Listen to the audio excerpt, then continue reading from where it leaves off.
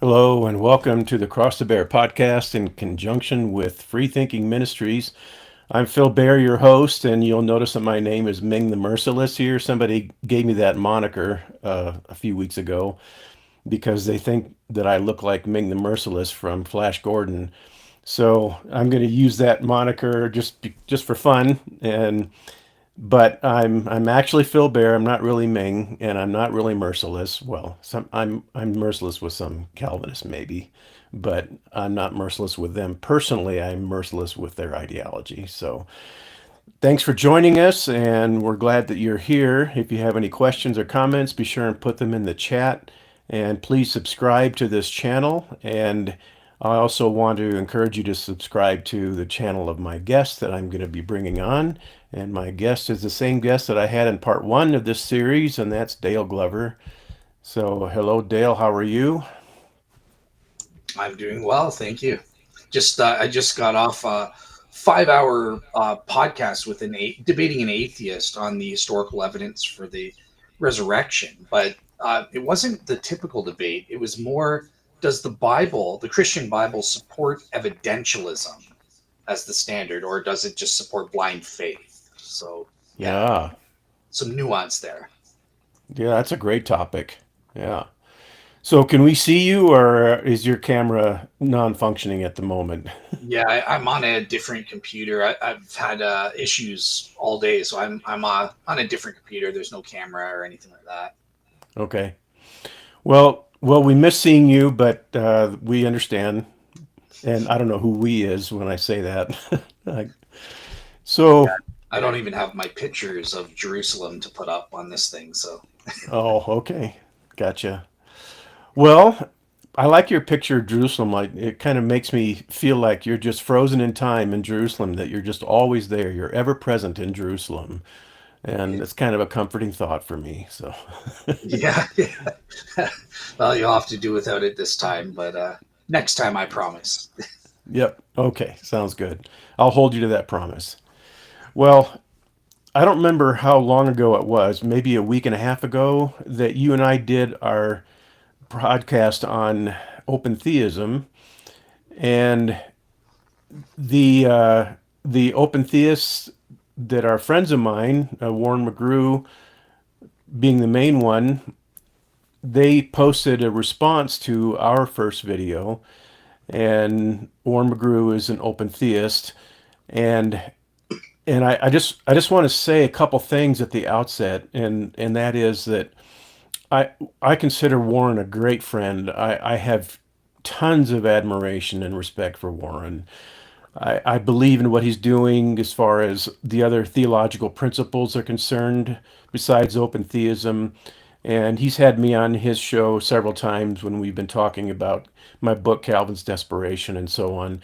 So Warren he's a warrior against determinism. And that's something that open theists and Molinists like myself have in common. And that is that we both reject determinism and we both actually do battle against determinism in the strongest terms. And so we are brothers in arms when it comes to anti determinism. But we do have this divergence in our theology when it comes to open theism. I am a classical theist and Warren is an open theist.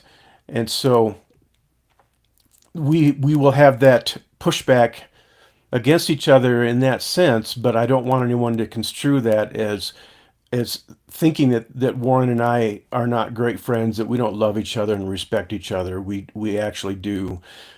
And the other thing that I wanted to mention was that at near the end of Warren's conversation with Chris Fisher, where they were responding to our video, Warren said, "I hope that I have been charitable and I hope that I haven't been nasty or rude or anything like that."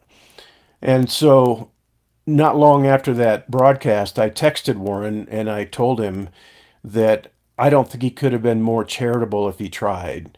I thought he was unbelievably charitable and respectful and kind, and he was concerned that he might have misrepresented me and us and you, Dale, And that concern is consistent with what I know about Warren, that he's a humble guy, that he is a truth seeker, and that he doesn't want to misrepresent anybody because he knows that that's counterproductive, and he knows that doesn't actually contribute to to friendships and friendly conversation and friendly interaction and everything. So I want to shout out to Warren. I bravo for how charitable you were and how thoughtful you were about that presentation.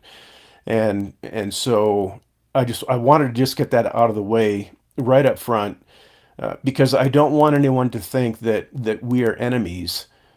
We simply disagree on this point of theology, but we are certainly not enemies, and we're brothers in Christ, and we both consider each other that. So, so Dale, do you have some kind of some opening thoughts about this conversation that that Warren had with Chris Fisher? I think I concur with what you are saying there and stuff like that. I mean, I don't even know why he was where he didn't sound offensive or being gratuitously insulting or anything like that at all. I Yeah, thought he was raising substantive points in response to our video and stuff. So I was kind of just grateful that he gave us the time of day to kind of respond to our points. Now, I hmm, do think he did misrepresent us at times, but not on purpose. He right, was doing his best, right? Just like me and you, right. we're going to be doing our best to represent them and stuff like that. So, yeah, I had no issues with that show at all. So, yeah, great job, Warren and Chris. Thank you guys so much for doing it, and I hope. Right. Actually, I kind of agree most of their points against you on the presentism because I am an a theory of time Hmm. proponent. So yeah, those are my general thoughts there. And I have Well, about 4 points that in detail that I wanted to get into as we go throughout this. well, we'll see if we can do something about that presentism commitment that you have. I'll see if I can. I'll see if I can reform you on that. So don't take that as being nasty. So what I wanted to do was I want what I want to do. I actually wrote a paper about open theism and dynamic omniscience, and we'll talk about what that means for those of you who might not know, might not be familiar with it. And that paper is entitled, I'm going to go pull it up, entitled "The Death of Dynamic Omniscience and Open Theism: A Philosophical, Theological, and Biblical Autopsy." And this paper is 6,500 words, and so it's rather lengthy, but I wanted it to be thorough, and I wanted it to accurately represent open theism, and then I wanted to represent my my points against open theism and how I think that it's a false theology and a false ideology. And so I want to hear what you have to say. I think you have some notes there, Dale, and I definitely want to have you share those notes.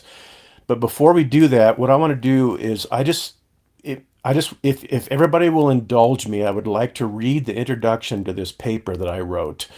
And I just finished it a few, I don't know, I don't remember when I finished it.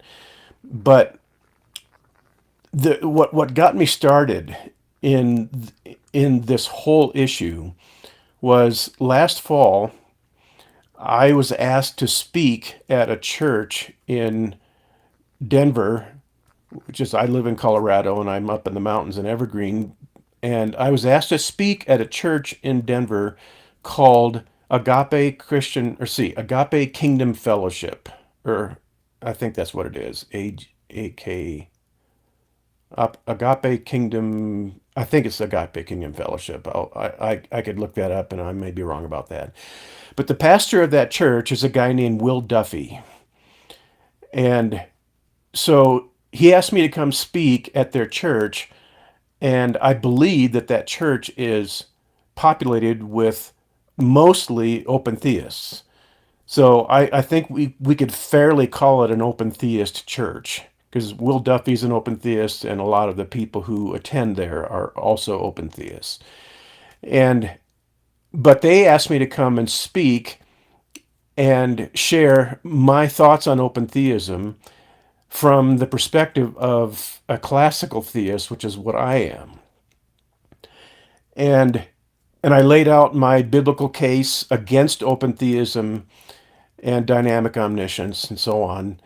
And at the end of that presentation, Will Duffy got up and he addressed the crowd that we had there, and he said, "Folks, I got to tell you, this is the best presentation of on open theism that I have ever heard coming from a classical theist."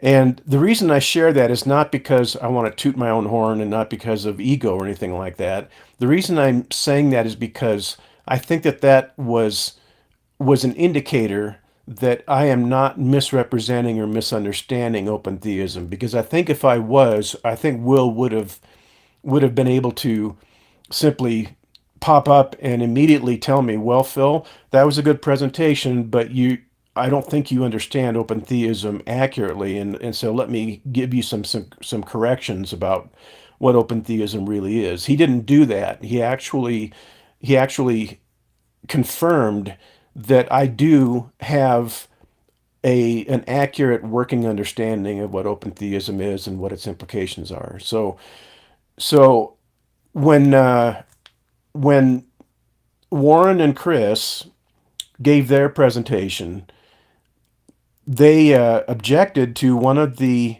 terms that I used, which was that God is a time-bound being, and they didn't seem to be very comfortable with the phrase time-bound, and so that's okay with me. That's fine. I can throw that terminology away if it's not helpful and if it has connotations that don't seem to be very accurate. But I would use the term time situated or time oriented in reference to God, because the open theist denies that God exists outside of time. And as a classical theist, I affirm that God does exist outside of time, that he transcends time, and that time is actually his creation. And so, therefore, time is finite and had a beginning, and God does not dwell within the scope of time. He is outside the scope of time. And so that's why I use the phrase time-bound being. Now, if anybody doesn't like that term, I'm perfectly fine with that. I won't use that. And I think that whenever I use it in my paper, I think I changed it to say time situated or time oriented or something like that. So I think that's a good representation, but I want to share this introduction to this paper because it kind of summarizes the content of the paper to a certain degree, and it's a good way to actually articulate what open theism is and my understanding of it and my objections to it in a way that's a lot more organized and a lot more concise than me just simply talking about it off the top of my head. Could So, I, could I just very quickly add something? That in terms of the description, I think the perfect way to say it is God is temporal. He's got temporal dimensions. He's temporally located and temporally extended. And yeah, I think they'd be good with that.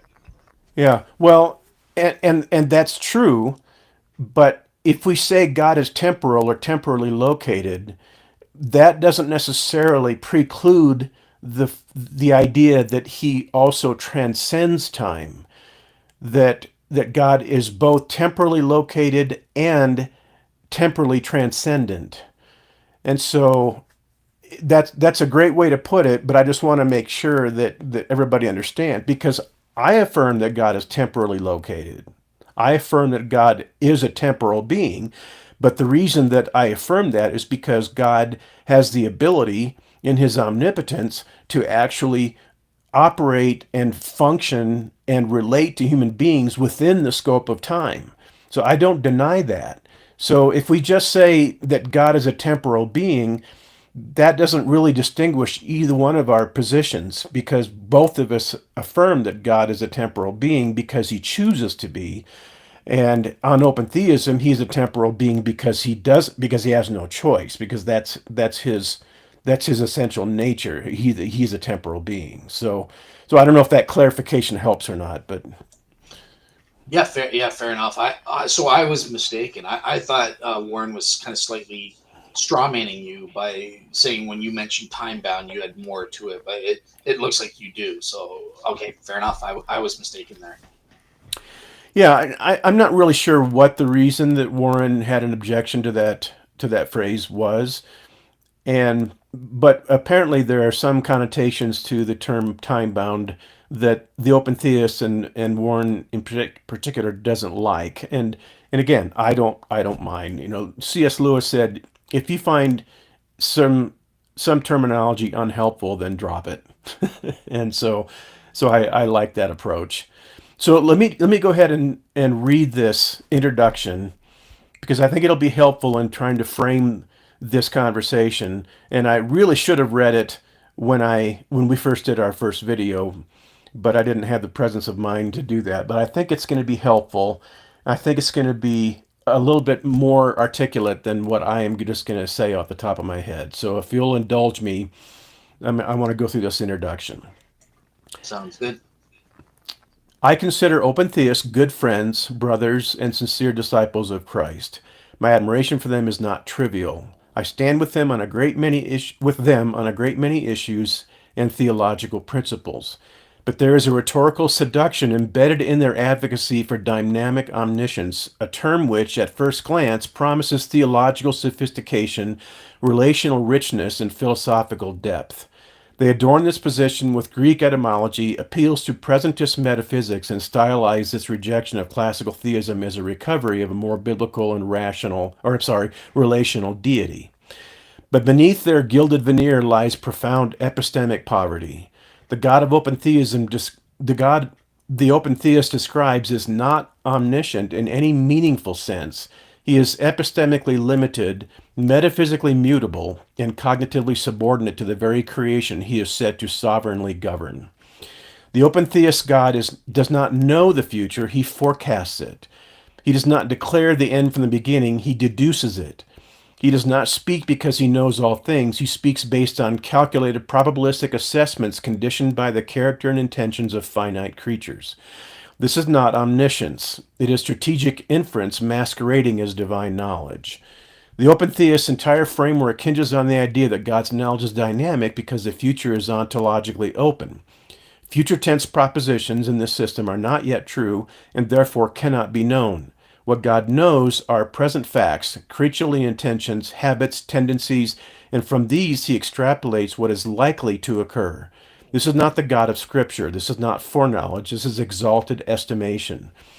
To dress this up with theological language is to decorate a paper idol. One may speak of dynamis and presentist ontology, but the moment one insists that God cannot know what will happen until it does, the doctrine of omniscience has been gutted and hollowed. The open theist God is a sophisticated weatherman, excellent at pattern recognition, keenly observant, and almost always right. But almost always right is the epistemic threshold of fallible creatures, not the benchmark of a maximally great being. Knowledge, by any meaningful definition, entails the possession of justified true belief. But on the open theist model, there are no truths about future contingents. Propositions like Judas will betray Jesus or Bob will repent at age 50 have no truth value until they occur.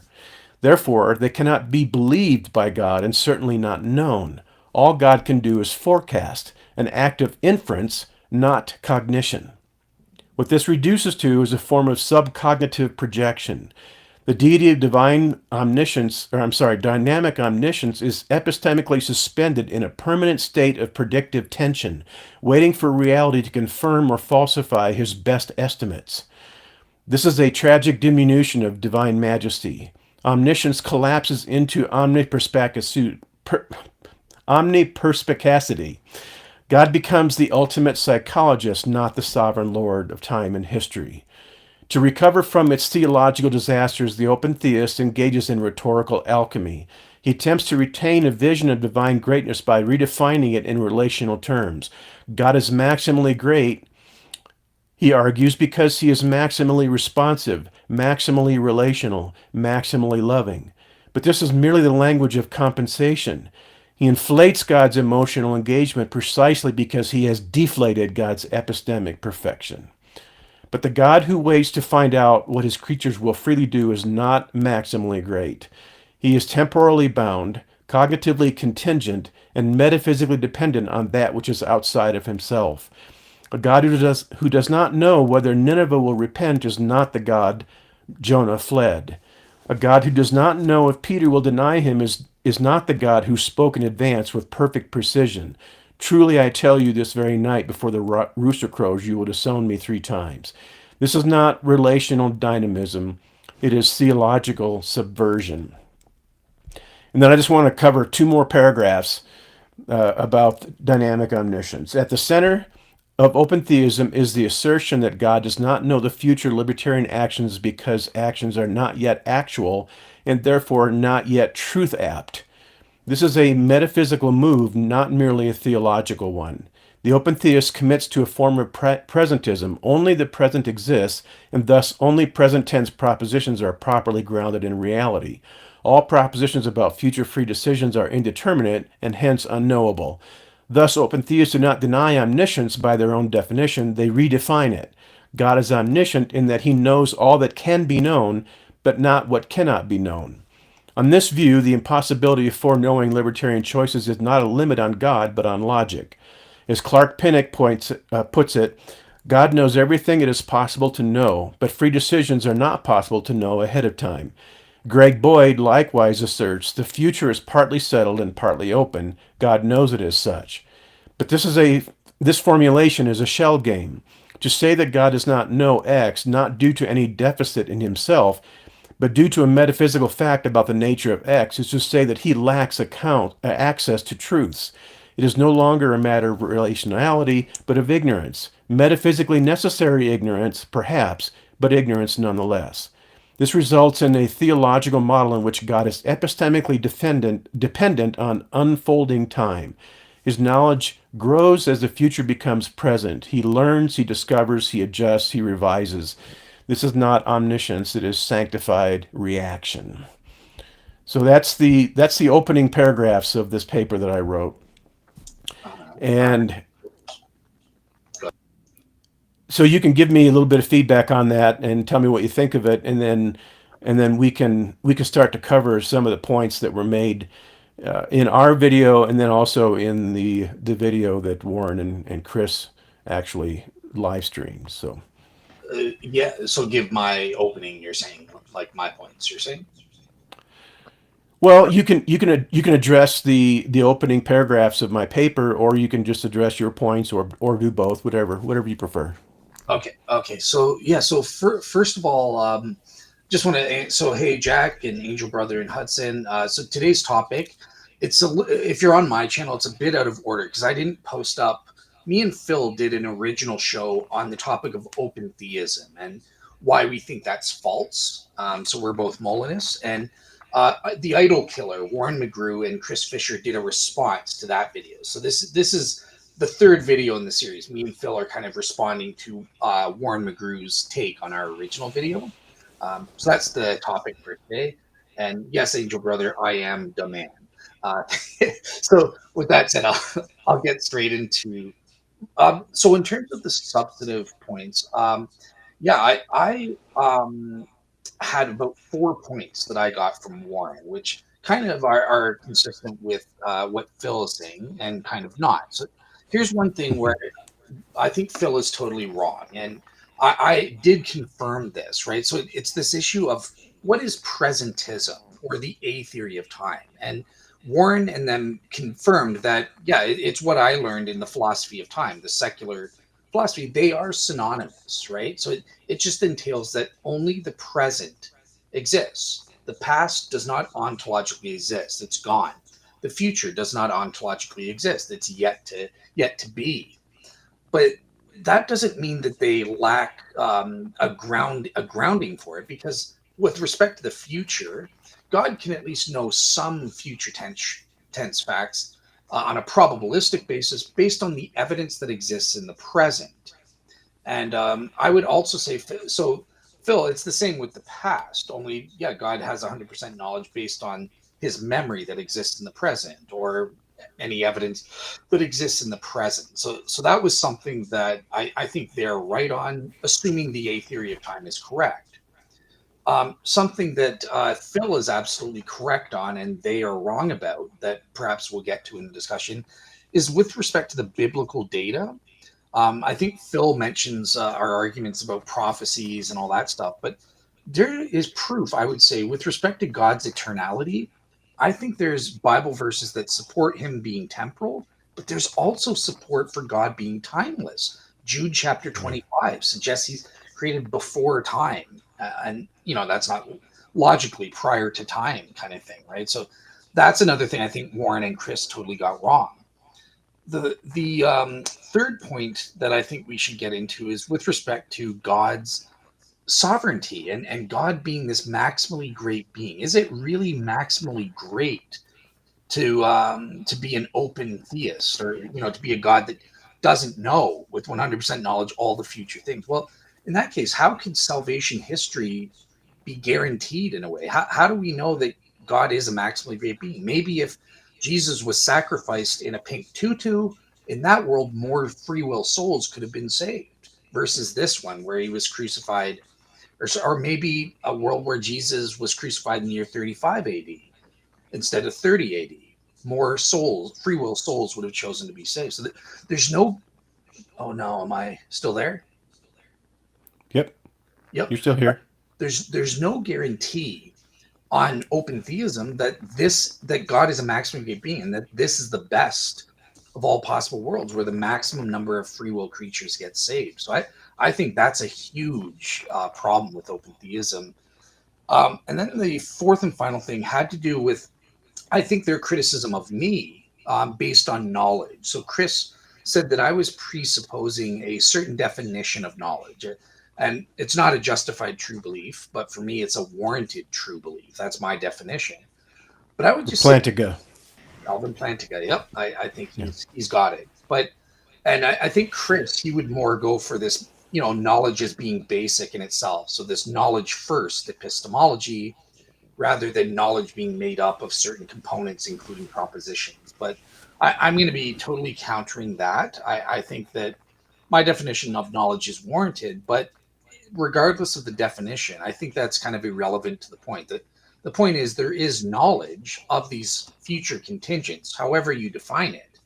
And open theism does not have a God that would know the truth value of those propositions. So, however you define knowledge, the point is God lacks it. So those are my 4 points there. Yeah, I noticed that Chris Fisher took this big thick book on epistemology and he held it up to the camera, and I think his point was that epistemology is a rather deep and complicated subject, and so whether or not God has knowledge is going to partly be shaped by all the considerations that supposedly were written in this book. And and the question that I had when he did that, the question I had to myself was, so is this a book of human epistemology or is it a book of divine epistemology? In other words, does everything that is said about knowledge in this book apply to God, or does it just apply to contingent beings? Because I can pretty much guarantee you that knowledge for human beings has some things in common with God's knowledge, but there are a lot of things that it does not have in common, that there are a lot of differences between God's knowledge.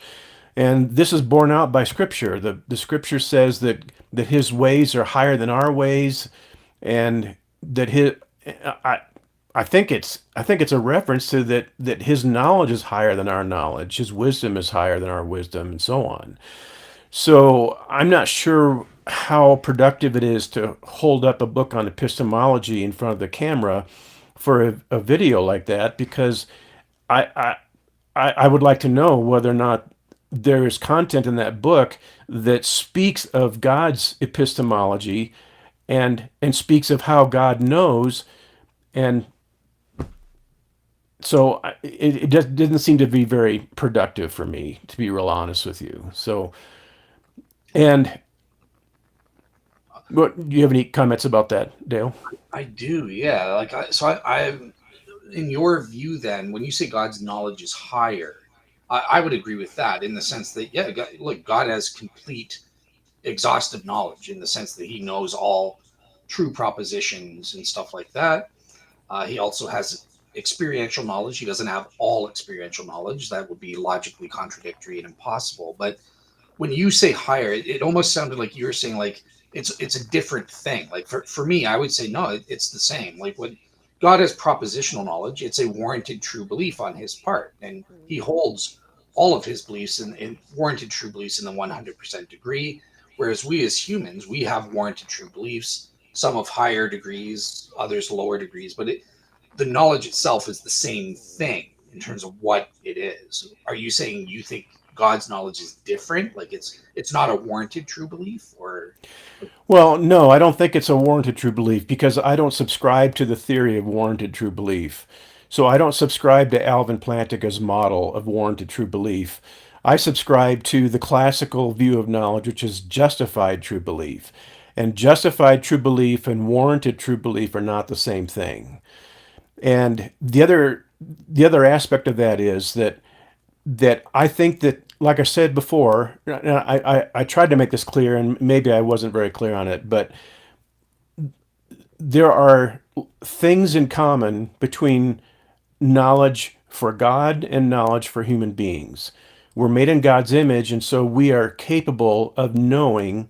And Jesus actually underscores that when He says, "You will know the truth, and the truth will set you free."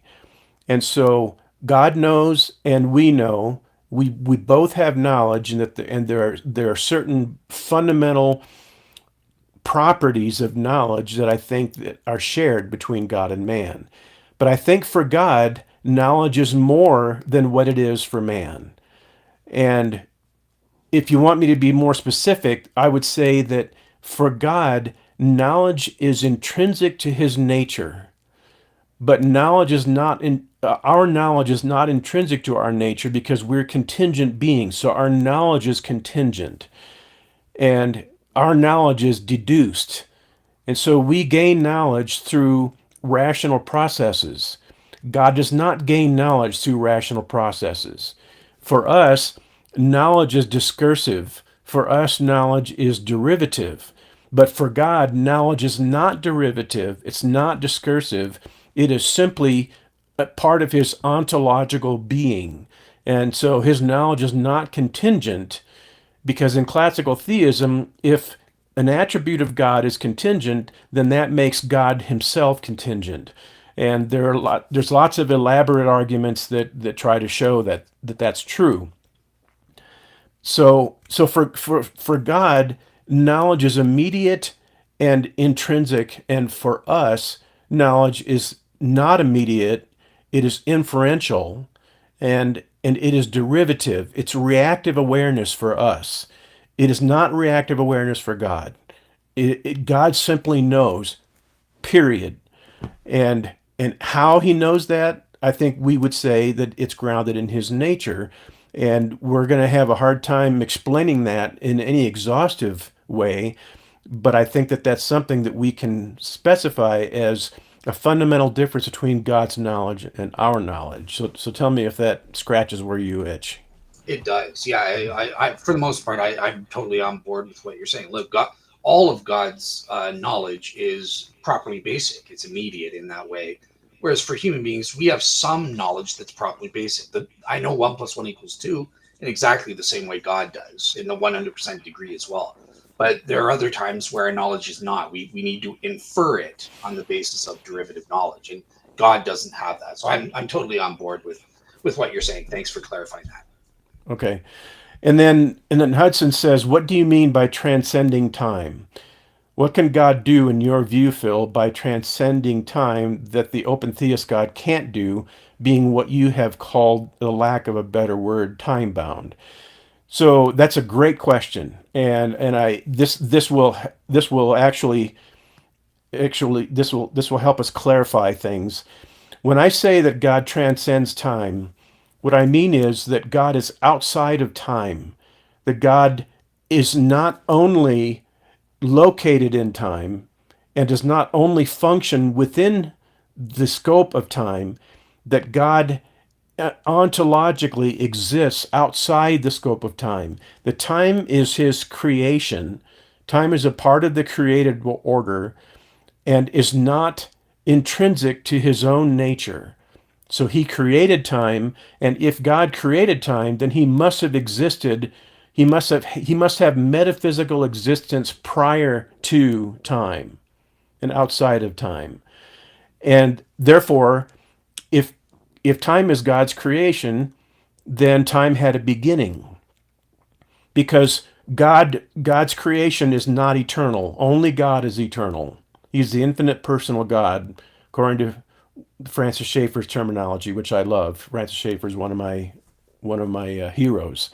So so that's what I mean by transcending time. I hope that's helpful, and you can think of it as the fact that if I have a bucket of water and I take a sponge and I submerge that sponge in the bucket of water, the water will saturate that sponge. So the water is inside the sponge, but the water is also outside the sponge simultaneously. And so to me, that's a good way of putting it, that God is a temporal being in the sense that he can be inside of time and that he does locate himself in time, that he can experience time, and so therefore he can be a temporal being in that sense. But he is not limited to being a temporal being. He's also an eternal being, and he's also outside of time.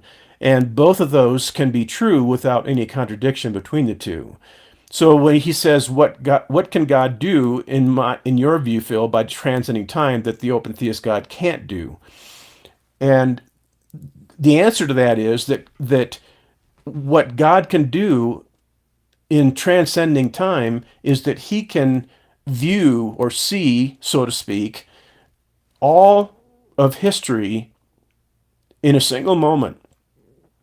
In other words, he sees the past. He sees all of the events that have occurred in history. He sees the crucifixion. He sees the resurrection. He can view that all those events in time, but he can also view all of the events that have not occurred yet in the future. So he can view if somebody is going to have a child, if somebody's pregnant, he can view that child, that entire child's life, and he can see every event that occurs in the child's life that has not been born yet. And I think that's what the psalmist is talking about when he says that all my days are written in your book. In other words, he sees my entire life before me, even though my entire life is not finished yet. And so God sees all of time equally.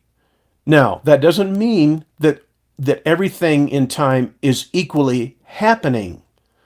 And that's a huge fallacy that I think a lot of open theists commit, because they say, well, Phil, if God transcends time, if he exists outside of time, and he can see all of time in a single moment, and he can view any event that he chooses, then that means that all of these things are real to God, and that to God, Jesus is still hanging on the cross. Jesus is still suffering, and every rape that occurred in human history is still occurring and is occurring right now, and God is God is experiencing that, that terrible tragedy. God is experiencing the suffering of Christ on the cross. God is experiencing the resurrection. And that is a huge fallacy. God is not experiencing time simply because he can view time. So the fact that God is aware of something doesn't mean that it is all equally real in a contradictory sense, because God can experience the fact that Jesus was dead after the cross and before the resurrection. But that doesn't mean that God can view the fact that Jesus was dead between the cross and the resurrection, but that doesn't mean that it is equally real to him, just as the fact that he is now alive and now sitting at the right hand of the Father. So we need to avoid this fundamental fallacy of thinking that simply because God is able to view all of the events in history at once, or basically at his choosing, doesn't mean that it is that they are all equally real. It doesn't mean that everything is folded into uh, into what's the word I'm looking for? Something is folded into something that is like all occurring at once. What's the word I'm looking for, Dale? I do this all the time. Like a single into one single eternal moment or something. I don't know if that's probably Yeah. not.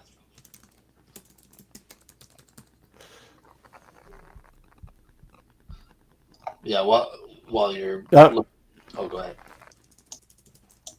While you're looking that up, I do see we got some good questions. One, Hudson was asking, "Do you guys believe in absolute divine simplicity?" I'll just say for me, nope. I deny the classical doctrines of divine simplicity, divine immutability, and divine impassibility. okay. The word I was looking for was spontaneity. That the fact that God sees all of history does not mean that he folds the timeline into simultaneity. Simultaneity. Okay. In other Okay. words, that he's folding it all into that this is all occurring simultaneously, Yeah. and Like that Albert that's Einstein's view, right? Eternal simultaneity thing. That I think that's what you're going for. Yeah. yeah, and that's one of the objections to classical theism from the open theist tribe, because they say, well, if God sees everything all at once, that means that we have this eternal simultaneity and that everything is happening simultaneously, and God is experiencing and believing that all of these contradictory things are true when they were true at some point in the timeline but not true at other points in the timeline. And that there's simply no reason why we should accept this kind of simultaneity, just because God transcends time is just because he can view all of the events of history all at once. And when I say all at once, I'm talking about a logical moment. I'm talking about metaphysically. He is aware of all these things all at once, and he can point to various points in the timeline and say, at this point in history, this occurred. At this point in history, this occurred. At this point in history, Jesus was dead. At this point in history, Jesus was alive. And it doesn't mean that all these things are true at the same time. It just means that God knows when they were true and when they were not true and when they changed from one state to another. So I hope that answers the question. And Hudson can tell me if I did a good job of explaining that. But so where you and I diverge, Dale, Mhm. is that I am a classical theist. I do believe in divine simplicity, and I do believe that simply because, and divine aseity. Now, simply because God has multiple attributes that we can differentiate between, that doesn't mean that God's nature is multifaceted, or that God is composed of various parts. God is not composed of parts. The attributes of God are not the parts of God. The attributes of God are simply things that are true of God, but that doesn't mean that he is made up of those things. So that's why I say that God's that I that's why I affirm divine simplicity and divine aseity. He doesn't depend on anything else for his existence. He is whole and complete in and of himself.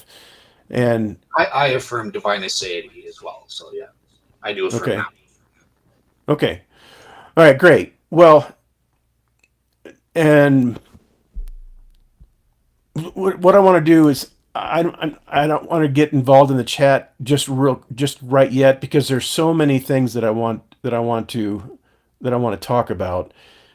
And but if you've got another point in your notes that you want to bring up and discuss, Dale, then I want to give you that opportunity. I want this to be a back and forth. I don't want to just dominate the whole conversation. So Yeah, no problem. A lot, like I said, though, I think I mentioned the 4 points that really stuck out to me from what Warren and Chris were saying. So yeah, I'll let you kind of lead, but at some point I would like to get into some of those points and discuss those. So yeah, I'll let you lead, and when you're ready for me to bring in a point for discussion, just let me know, kind of thing. okay, well, since we were talking about presentism and the idea of the fact that or the idea that the future does not exist, the past does not exist, only the present exists. We can talk about that because I have a section in my paper where I talk about presentism. And but before I do that, I want to talk about this idea a little bit more of this idea of God transcending time. Because one of the fundamental ideas of open theism is that God does not transcend time. That God is located in time and he is a temporal being only. So earlier we said that God is a temporal being, and both of us agree. We all agree that God is a temporal being because we agree that God can function inside of time. But in open theism, God is a temporal only being. He does not exist outside of time. And if that's the case, then time has to be eternal, co-eternal with God. And one of the questions that I would ask the open theist is, do you believe that God is an eternal being? And my guess is that most open theists would agree that God is an eternal being. He is a timeless being. And as soon as you say that he is an eternal being and he is a timeless being, then suddenly that runs into problems if the open theist also wants to say that God does not transcend time. So he's not timeless if he does not transcend time, if he is only a temporal being. And but yet I think if you press the open theist on this point, I think what the open theist would say is, yeah, I have to agree that God is an eternal being, because if God is not an eternal being, then he must be a contingent being. And I don't see that non-eternality and his divine necessity as being compatible with one another. I think we all have to assume and affirm that God is an eternal being. And would you agree with that, Dale? Absolutely, yeah. I think it's undeniable, even for open theists, that God is eternal. Now, where I think Warren is correct is he differentiates, and you're incorrect, is that Warren says eternal does not necessarily entail timeless. Necessarily, there are two modes of eternality. You could either be eternally timeless or eternally temporal, right? And on this front, I would agree. I would agree because I take Dr. William Lane Craig's view that I think God has been in both modes. Right. So he right now he's eternally temporal into the future and that sort of thing. But without creation, he was eternally timeless. And I that's where I kind of agree with you. I remember in our first show we were talking about how it doesn't make sense to think of God eternally temporal in the past, in the infinite past, because actual infinites just can't exist. They're logical absurdities.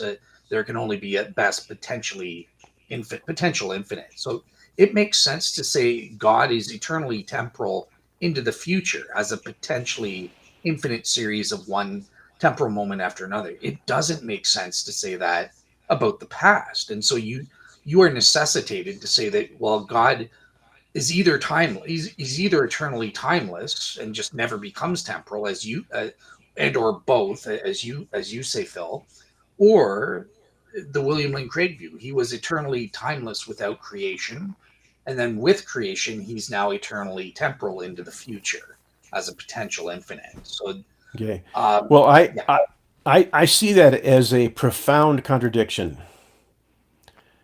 because if God is timeless prior to creation, where the only thing that exists is God, if he is timeless prior to creation, then he is timeless by nature. And if he's timeless by nature, once he creates, then suddenly he becomes a time situated or a temporal being. And what that means is that his nature actually changed when he created the universe. And I can't. I simply would call anybody. I would say that anybody who thinks that God's nature changed when creation occurred, I think they're dead wrong about that. God's nature does not change. And if God's nature changes because of that he suddenly created the created world, then God is a contingent being because his nature can be affected by something other than himself. And so I see that as actually logically absurd to say that God used to be timeless, but now he's not timeless anymore. And and so you can give me your thoughts on that. yeah. That so this is a good point, and on the face of it, it does seem like it's a contradiction in terms, but it's not, right. So here's where the problem is coming in. Again, it's based on your classical assumptions that God is immutable in the absolute sense, whereas I would say, well, says who? No, there can be certain lateral contingent changes, such as in the mode of his eternality, and that's not a diminishment. He values God or says, "Oh, he's better now." It's a lateral change, and that's totally fine. So there are contingent aspects, but that doesn't mean God is contingent in his existence. No, he's a necessary being. He exists out of the necessity of his own internal nature, and he exists, I say, and all that. So I think you're kind of making a mistake when you say that God must be immutable in every single aspect. Otherwise, that's a problem. And I would raise a couple points to try and prove that. Right. So the first is something you yourself said, right? Um, actually, okay, so I'm going to require some interaction. So the first argument is temporal knowledge. Like for example, your God, a timeless God, I know things that God can't. I know that today is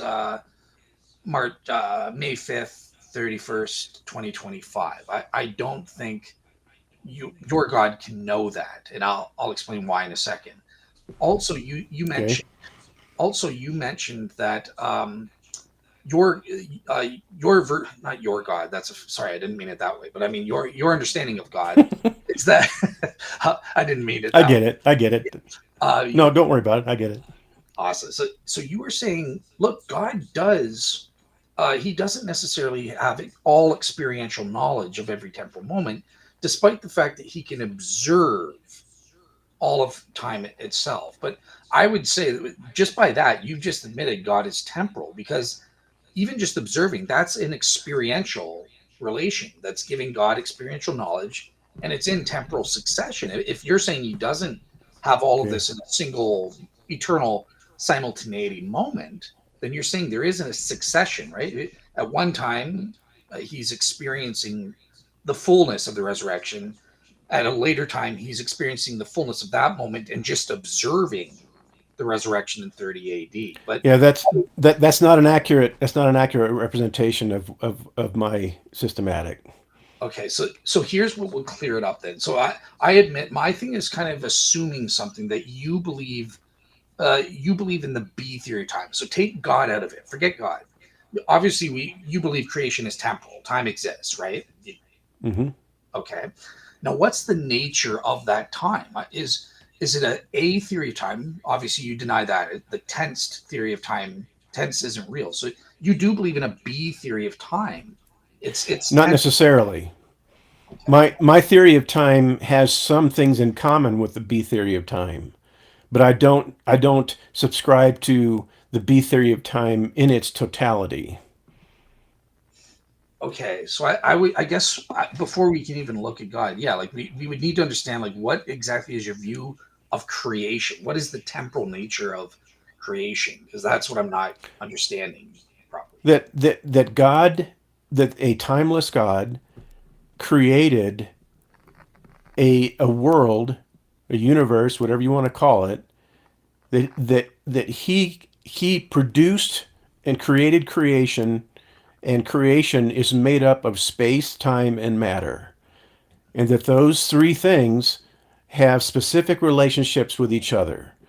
Time does not exist without matter or without space. Space does not exist without time and matter.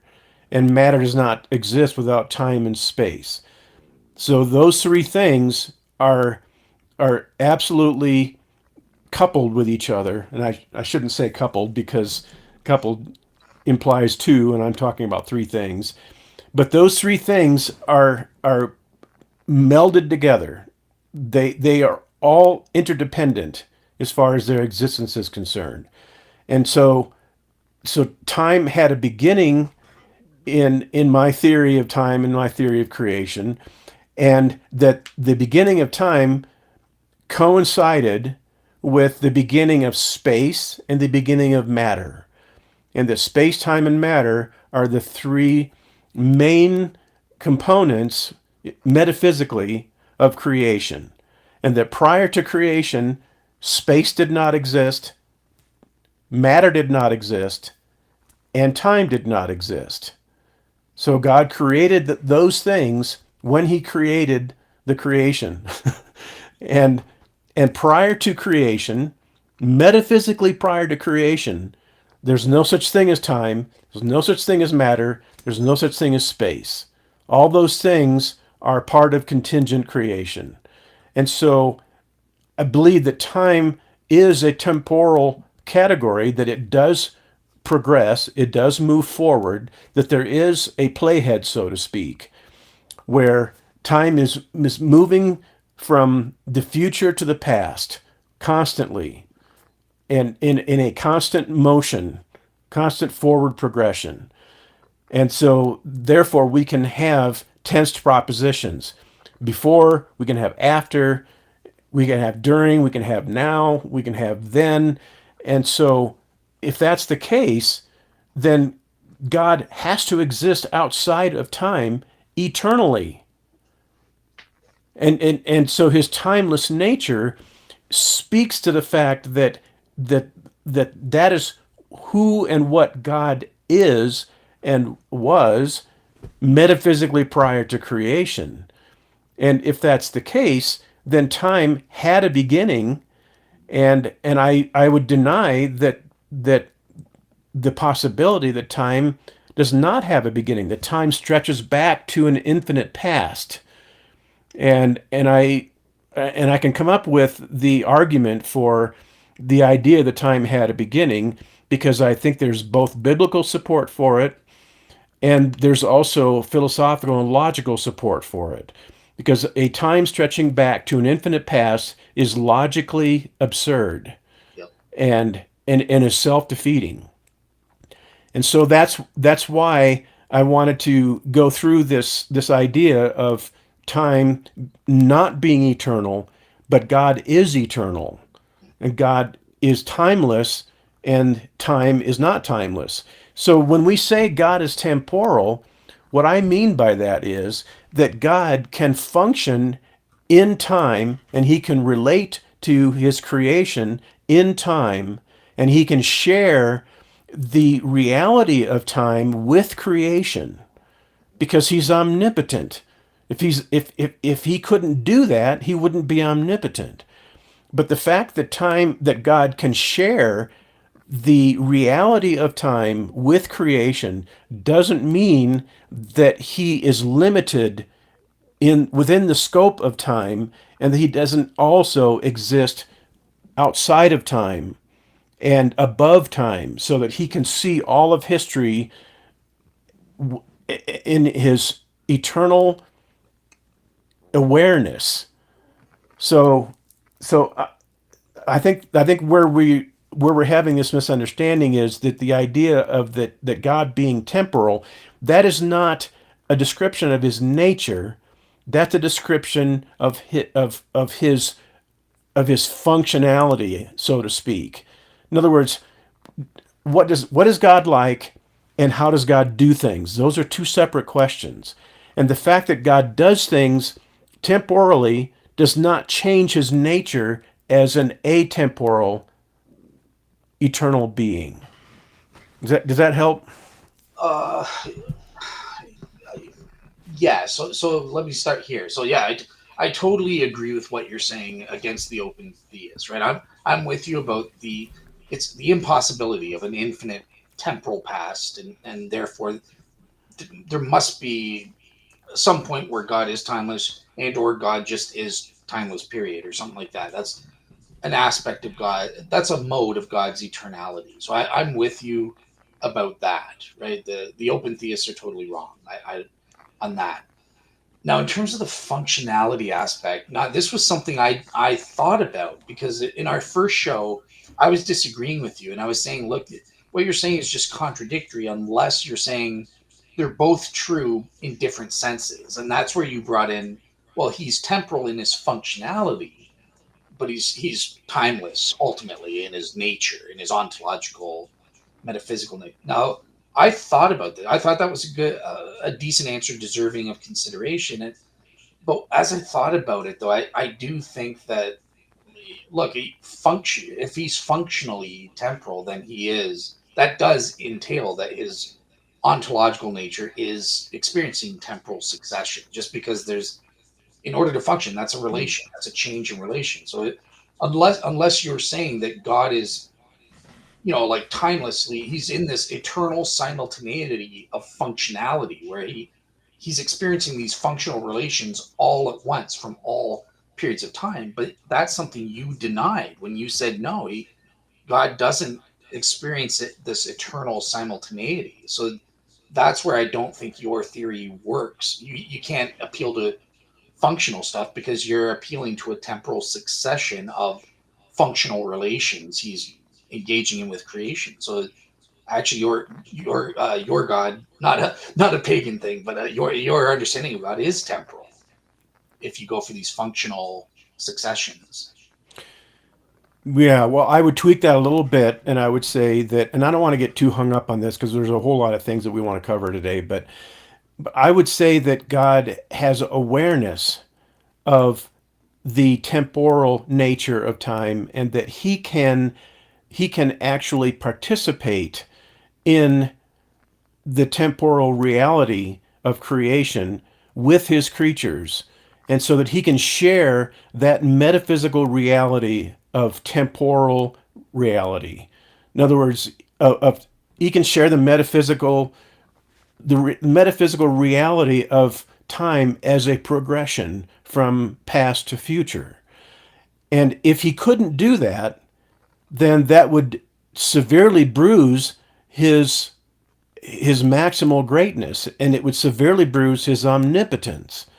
If God can't climb into time, so to speak, and I don't want to get too hung up on the implications of that metaphor, but if God can't climb into time, and he can't live in time with his creatures and have a relationship with his creatures that is that exists in a temporal reality, then God is not omnipotent. He cannot, and that is not logically impossible. And so, since it's not logically impossible for God to climb into time and to participate in time with his creatures in a relational aspect where he can be relational, he can be responsive, and he can have a personal relationship, and he can walk through our lives with us and be present with us. If he couldn't do that, and then he's not much of a God, not very impressive. But the fact that he can do that and does do that doesn't mean that he doesn't also transcend time and that he is not also a timeless being and has always been a timeless being. Because we can't say that God laterally changed his mode of existence, because that would imply that God is restricted in time. That implies that God is limited in his temporality. And he's not limited in his temporality. He's not limited in anything. So the fact that God can participate in time with his creation and share that reality with us personally, that doesn't mean that he is somehow changing his nature or that he's somehow changing his mode of existence. That's not what he's doing. And so that's where I think that's where they think the mistake occurs. Because if God changes his nature, then he's not a necessary ase being at that point. So I hope I'm making sense. Uh, well, yeah, yeah, I get what you're trying to say and stuff, and yeah, I do disagree. Obviously, I do think that it has these kind of contradictory entailments. So yeah, Okay. but Well, you haven't shown that, but I'm not saying that you can't. But I may be a good question to ask, and I don't want to spend too much more time on this, but just real quickly, maybe a good question to ask is, what is the argument that establishes the conclusion that God made, and I'm talking about past tense here, which just seems incoherent on its face, but what is the argument that supports the conclusion that God made some kind of lateral change in his nature at the time that he created creation? I mean, is there an argument that supports that, or is that just kind of a theory and just a general assertion in order to escape certain entailments of its denial? I mean, yeah, so if I were, it would need to be a complex argument with sub arguments for sure. But I think where I would start is try to come up with certain arguments proving the A theory of time applies to creation. That tense is ontological, it's real. So that would be a first sub argument kind of thing, right? Then I would try and come up with an argument um, involving God into that God stands in certain relations to that tense temporal universe and has certain knowledge of that tense to temporal universe. And in that way, that would evidence that there is a temporal succession within God's ontological life and that sort of thing. So I think that's how I would construct the argument. I don't have like premises off the top of my head right here, but I could okay, think about that and construct it for you. okay, that's fine. So, but let's move on to presentism, because the the idea of presentism, and it's not identical to the A theory of time, but they are closely related. The idea of presentism is that the present is the only thing that exists. That the future does not exist, the past does not exist. And and so if presentism is the only thing that exists, don't we have to say that the present is real? Yes.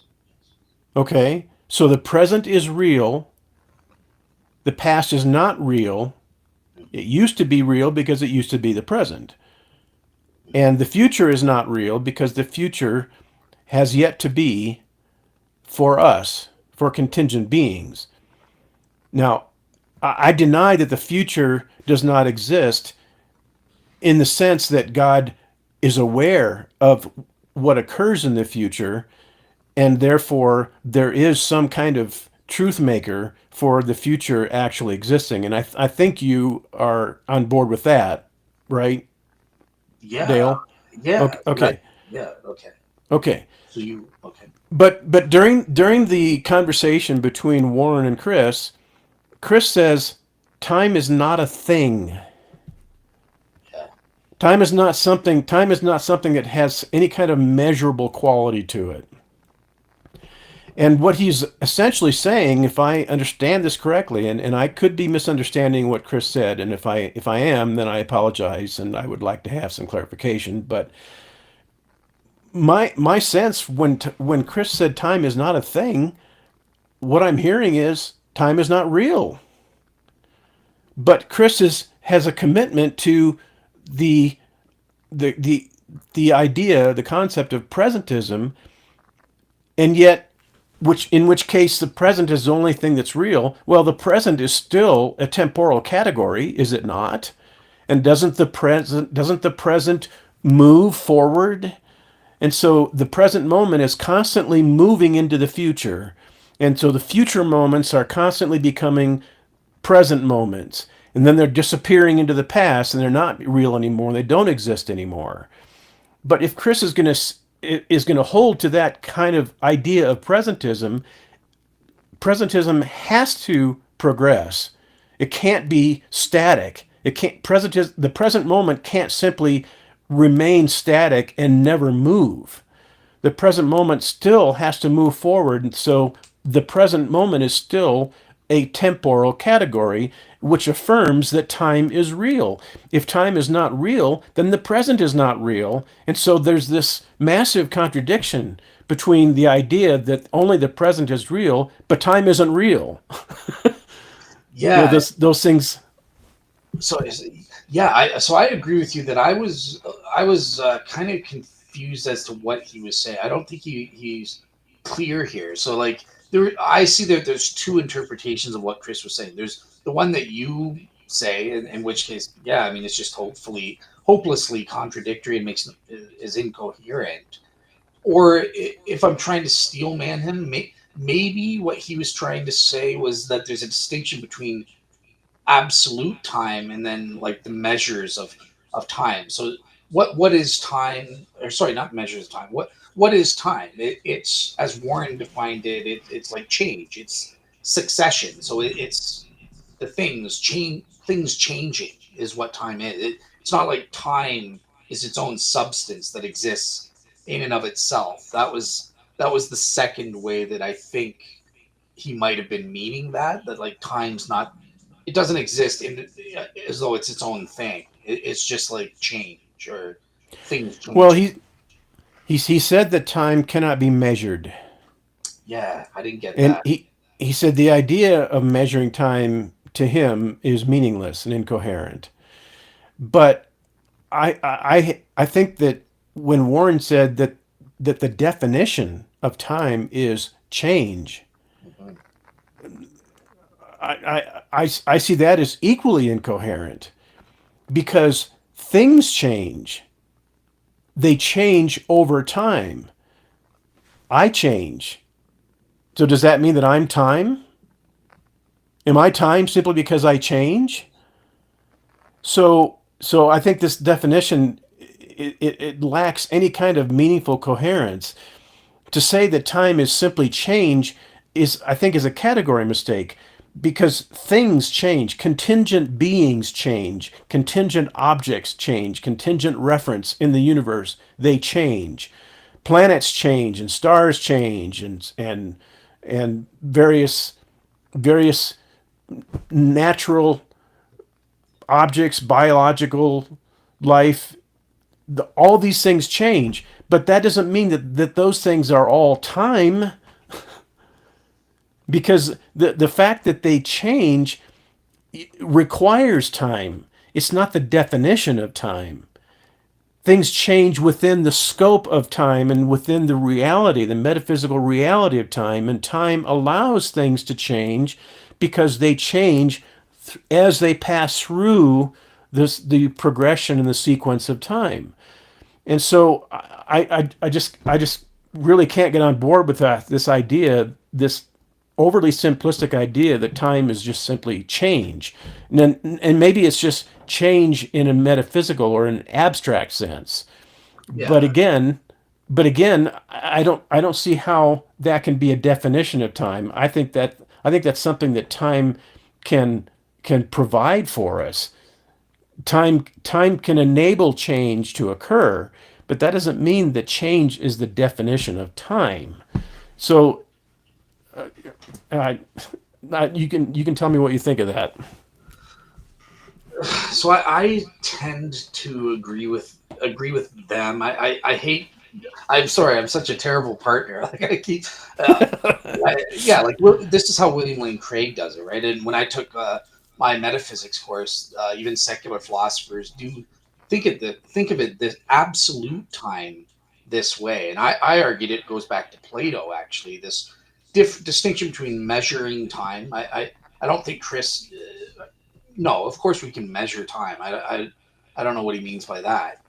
But I do take the nature of absolute time to be this, ontologically speaking, what is it? It is this sequential change, fundamentally. It's not like time is its own substance. Like some philosophers say time is made up of these little individual temporal atoms known as chronon. So it's like they're a substance in themselves or something like that. Like, Yeah. do you think that what is time for you? Do you think it's like a substance that exists Well, or no, I mean, that would be a category mistake. I think that we should avoid conflating time with matter. I think that would be a huge mistake.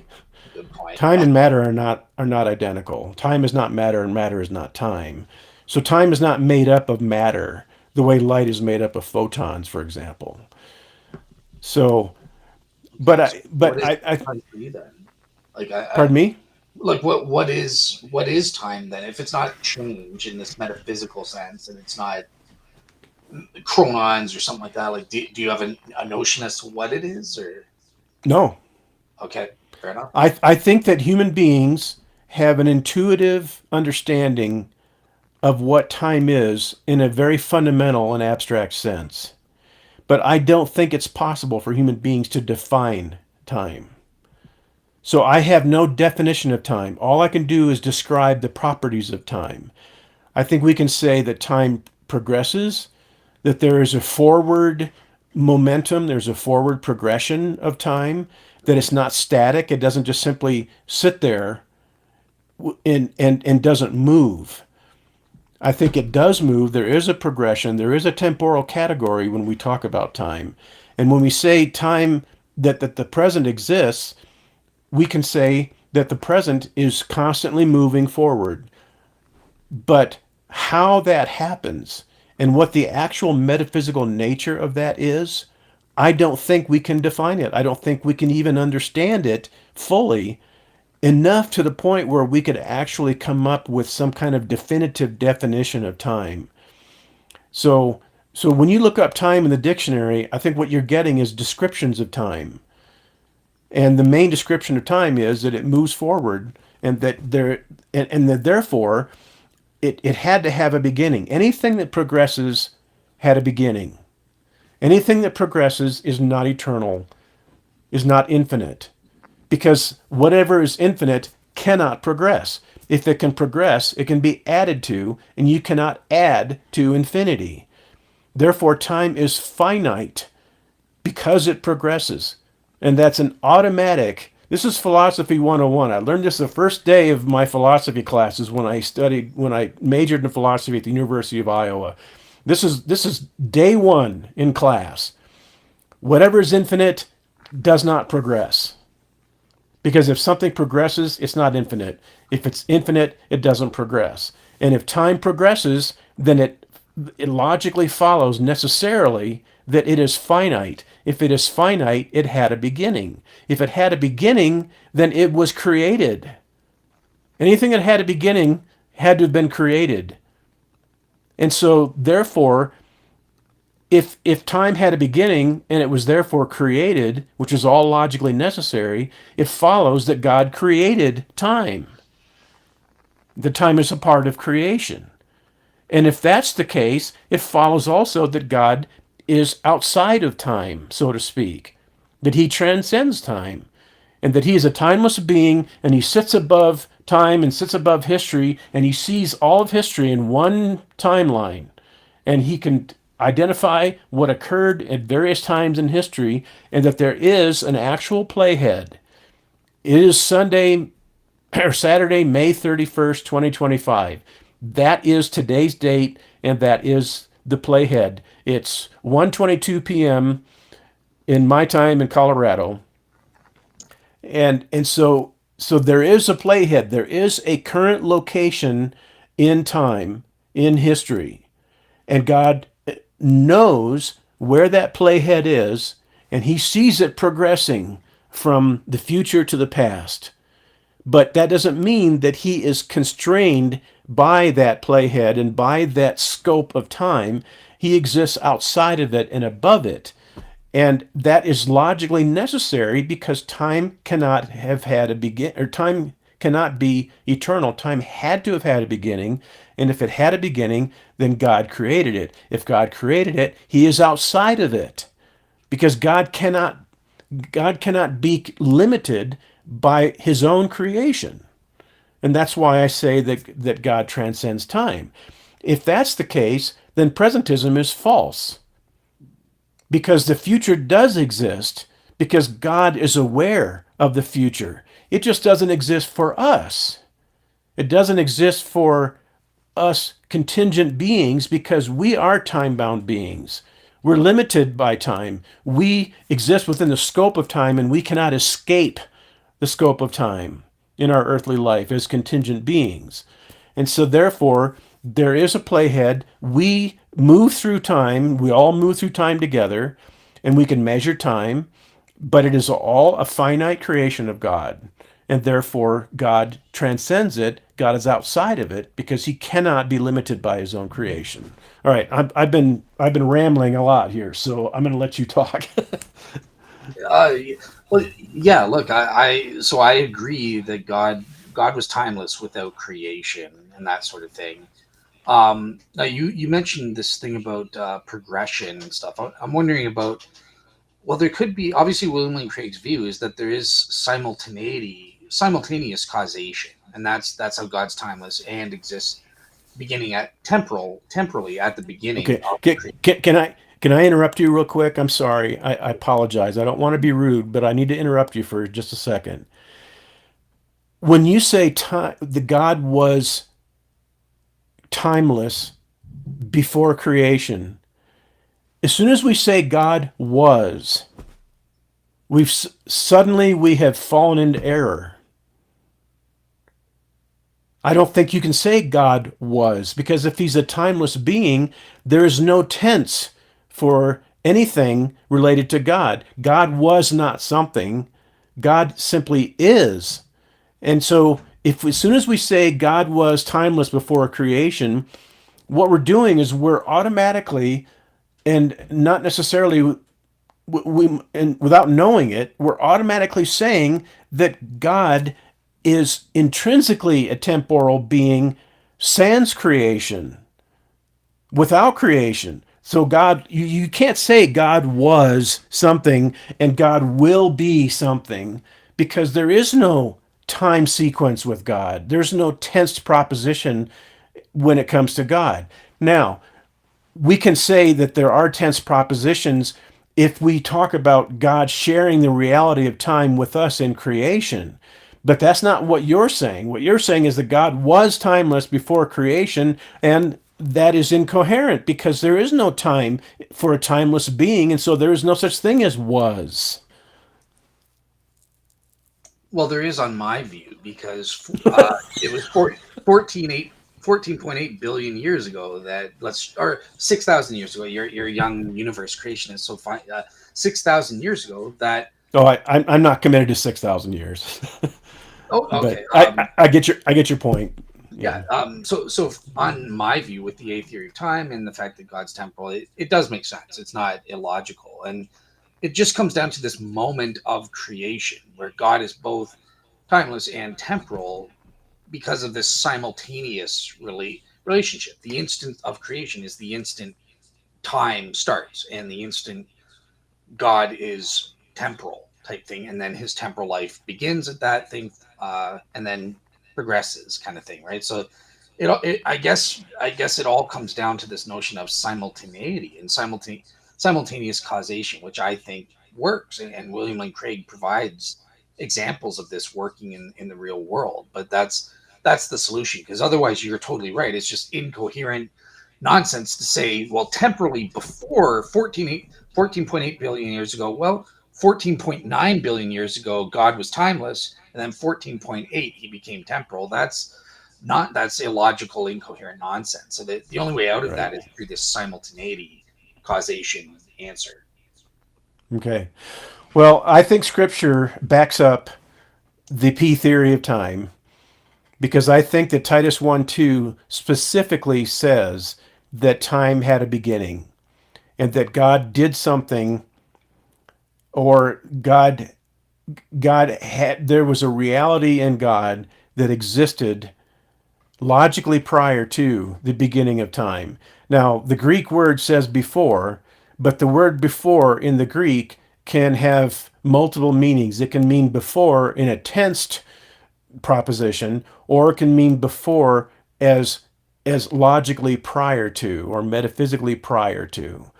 And so it says before the beginning, before the ages of time.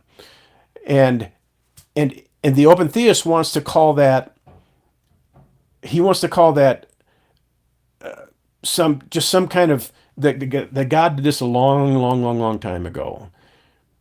And so they remove the idea of the beginning of time from Titus chapter 1 verse 2. And and if that's the case, I don't see where the word before can be coherent in that story, because you can't have before the ages of time. All you can have is near the beginning of the ages of time or close to the early ages of time, but that's not what that verse says. The verse says before the ages of time. And there's a reason why the NIV scholars translated it before the beginning of time, because I think that's what Paul is actually saying. And we can know that also philosophically because you and I both agree that an infinite stretch of time back to the infinite past is logically impossible, logically absurd. And so the concept of the beginning of time is actually coherent. But I think where you and I diverge is that that God somehow changed his state changed the state of his existence. So whereas before he was a non-temporal being, whereas at the beginning of creation he suddenly became a temporal being and climbed inside of time and can never escape from it. Now he's stuck. He's committed. And that's William Lane Craig's view, is that when God created creation, then he became a temporal being at that point, and that speaks to a shift in God's nature. And I think a shift in God's nature is logically absurd. If God's nature changes, he is a contingent being, period. So, Once you go temporal, you can never go back. But no, yeah, you were I mean, that's basically what you're saying. It's basically what William Lane Craig is saying. yeah, Is that yeah. once you become temporal, and I just don't see how that can escape the fact that God's ontology changed. I don't think that his ontology ever changes. I don't think his nature, his essential nature, ever changes. I think that how he operates and how he functions and how he does things can change. But that's not a reference to his nature. That's simply a reference to his actions, to his doing things. So, Well, I just, yeah, I don't think we need to assume that it's an essential feature of God in terms of the mode of eternality. It's, I think it's a contingent one, and God has contingent properties that make lateral changes. So they don't make God better or worse. in any way. And I know that's arguable because you mentioned you think God's becoming temporal is worse or something like that, right? But um, so yeah, I would just argue there are certain lateral changes and they don't matter. Like God acquiring a human nature, that's a change, and it doesn't make him any better or worse, and stuff like that. But I I want to be I want to make you happy here, Phil, because I was finally going to say I totally agree with those open theists, those bad Warren McGrew, they're totally wrong. So I'm finally doing my duty here.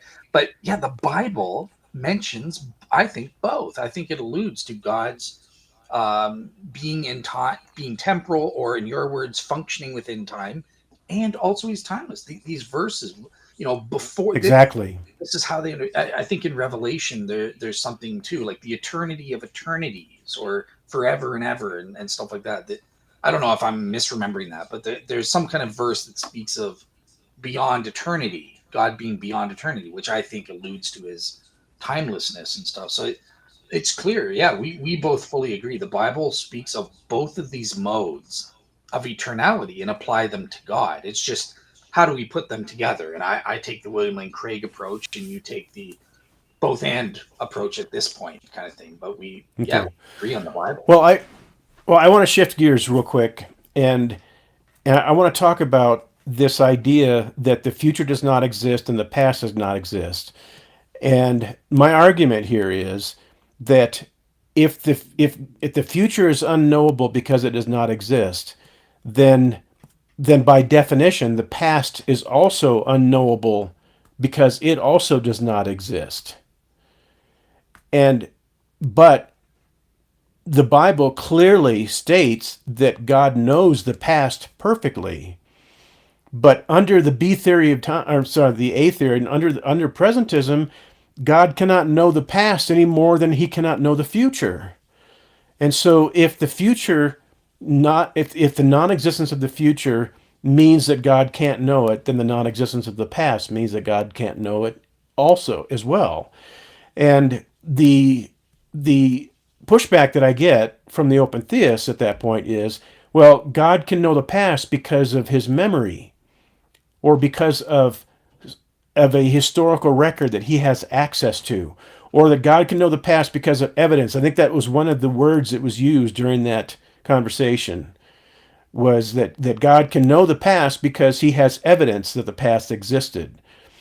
And my reply to that is, you cannot do that. God's knowledge is not derivative. So if God knows the past because he remembers it and because he has a memory, then that means that God's knowledge is derivative. It's not intrinsic. It's not intrinsic awareness at that point.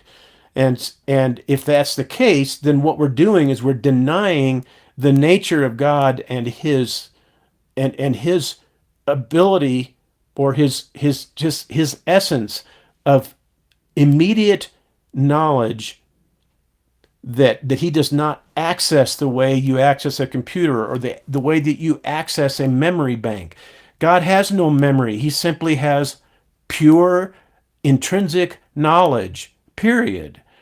And so this derivative nature of God accessing the past through some kind of instrumentality like memory or evidence or something like that, that is that what that's saying is that God deduces the past from his memory, or from his from some kind of record that he has access to, or from some kind of evidence or something. Contingent beings acquire knowledge through evidence. They acquire knowledge through memory. They acquire knowledge through a record. And that is all, that is not intuitive knowledge. That's knowledge derived from something else.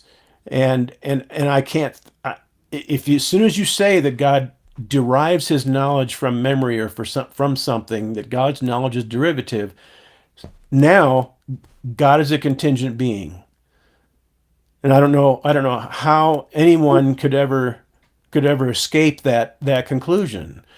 So God's knowledge can't be derivative. If that's the case, then the whole idea of presentism collapses.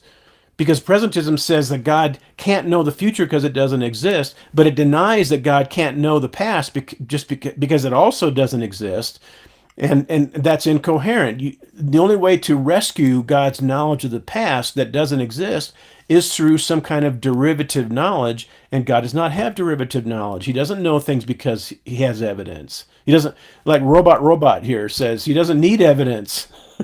He simply knows, period. Interesting. Yeah, Mr. Robot. Yeah, welcome. He's from my channel there. So Phil, guess what? You were about to love me because I am going to apologize. I said that I agreed with them and that you were wrong on something. I think you might be right on this presentism thing, right? Because I would agree with you that, look, yeah, God isn't, his knowledge of the past is conceptual. It is this properly basic belief, as I would refer to it, proper with respect to warrant, or in your case, with respect to justification, however you define knowledge. But yeah, it is this what you're calling intuitive, this properly basic way. It's not derived from memory or evidence and stuff like that. But yeah, I would agree. So I agree with Warren and stuff that, look, the past and or the future doesn't need to ontologically exist in order for the God to have at least some knowledge of the future and or the past. And in God's case, because we would accept conceptual, properly basic beliefs, this intuitive knowledge conceptually, that's how he can have 100% knowledge of the future and 100% knowledge of the past. Now, I think what you're saying is the open theist would, because they want to deny this conceptual, intuitive, properly basic belief about the future, they would have to do the same about the past. In which case, okay, well, what's God? Are you saying God's using like a memory and stuff like that? I apologize. You have more of a point than I understood in the beginning, and I need to think about that as to whether God has a memory or uses it in any way, or I don't know. Yeah. Yeah. So if God has a memory and he uses it and he draws from it, then that's a tool. God has a tool at his disposal. God doesn't have any tools. Everything in God is intuitive. Everything in God is essential to his nature. Everything in God is absolutely, what's the word I'm looking for? See, I'm constantly doing this, Dale, and I apologize that these words fall out of my mouth. But God's knowledge cannot be discursive, because if it is, then God is relying on something other than himself. And even if he relies on something within himself, it's still derived. It cannot be derived with God. It has to be part of his essential nature. His knowledge has got to be intuitive. Can I just ask? Sorry, I interrupted you. I have a question after you're done. Look, go ahead. You can interrupt me. I interrupted you earlier, so No, it's we're doing it to each turnabout other. is fair play. Okay, so this is just a clarification thing, because I don't have as much interaction with open theists and stuff. Like, obviously, you're a part of free thinking ministries, and you guys specialize in this stuff.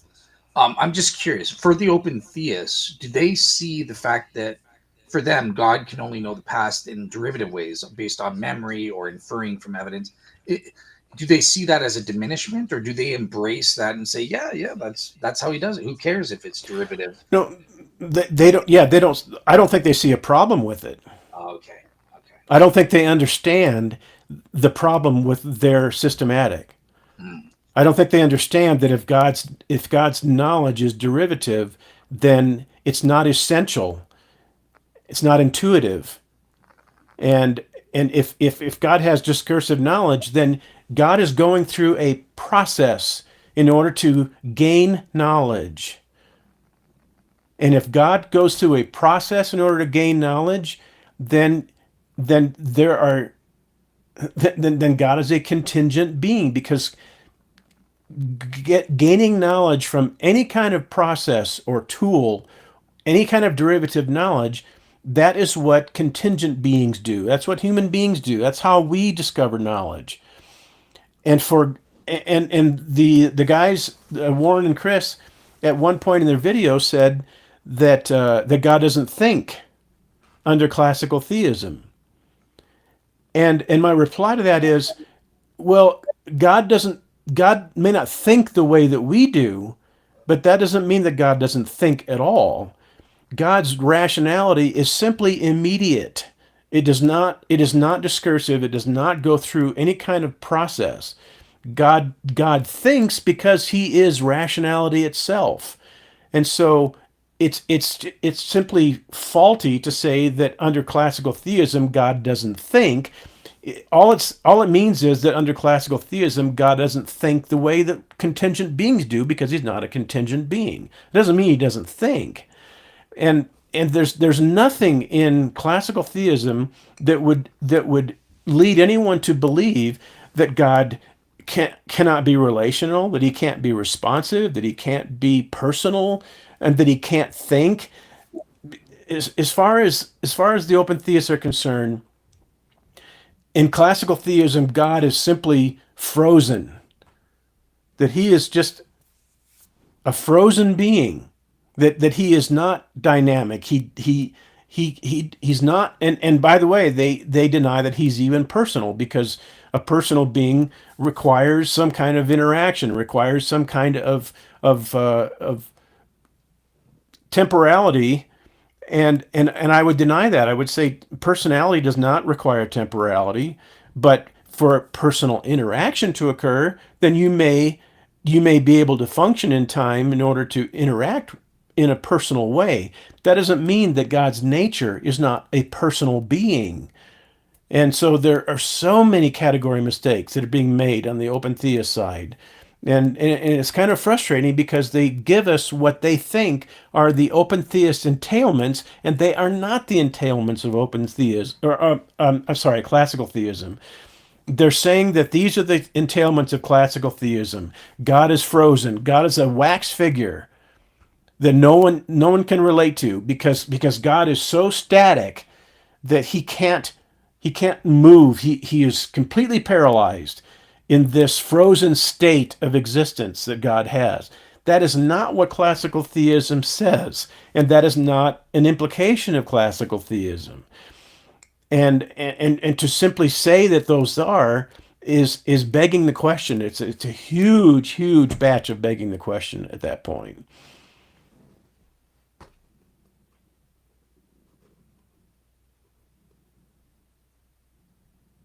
Are you still there?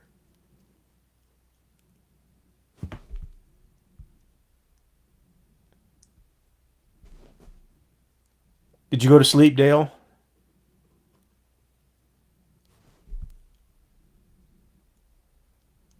Hello, Dale.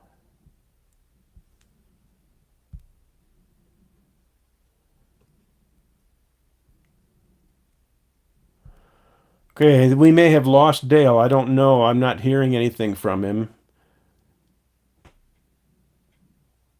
Maybe I offended him. I don't know.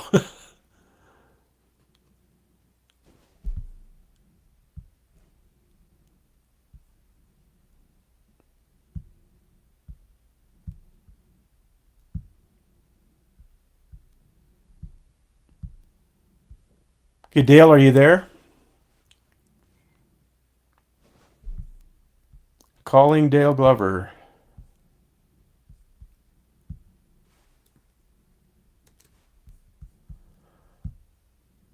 Okay, I don't know what happened to Dale, but we can cover a little bit more ground, a few more points. Um, Let me take a comment. Hudson, so there is no being and becoming in God when it comes to the God world relation. Does God not have a contingent action of grace and judgment due to the present tense actions of mankind? I don't think that God has contingent actions. I'm not sure what that necessarily means, because God is not a contingent. There's Dale. Are you back?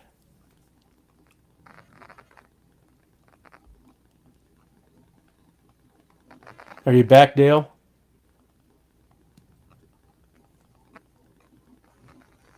Okay, I'm hearing some noise coming from Dale's channel, but I'm still not hearing him talk. Are you having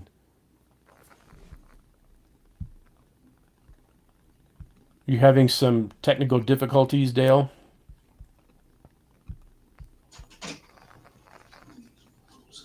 Are you there, Dale? Yes, hello. Can you hear me? Yeah. Oh, yeah, it was freezing up. I was hearing bits and pieces of what you were saying, but hopefully I'm Oh, back now. darn it. You Okay. can. Yeah, well, Oh, I can hear you, but you're. Are you there?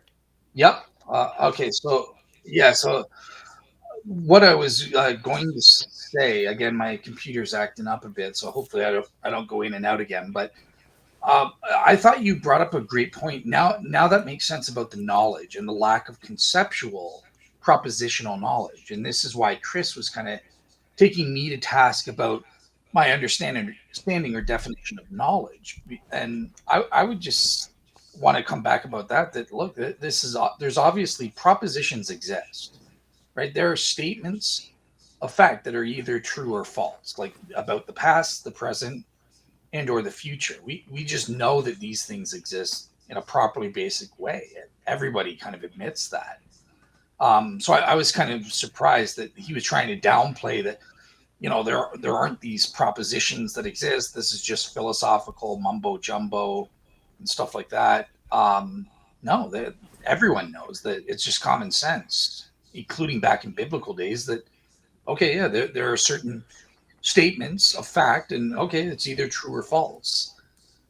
This reflects Hmm. a biblical worldview, and then okay, it's just a question. Well, are there such propositions that apply to the past? I think we would all say yes. And the present, I think we would all say yes.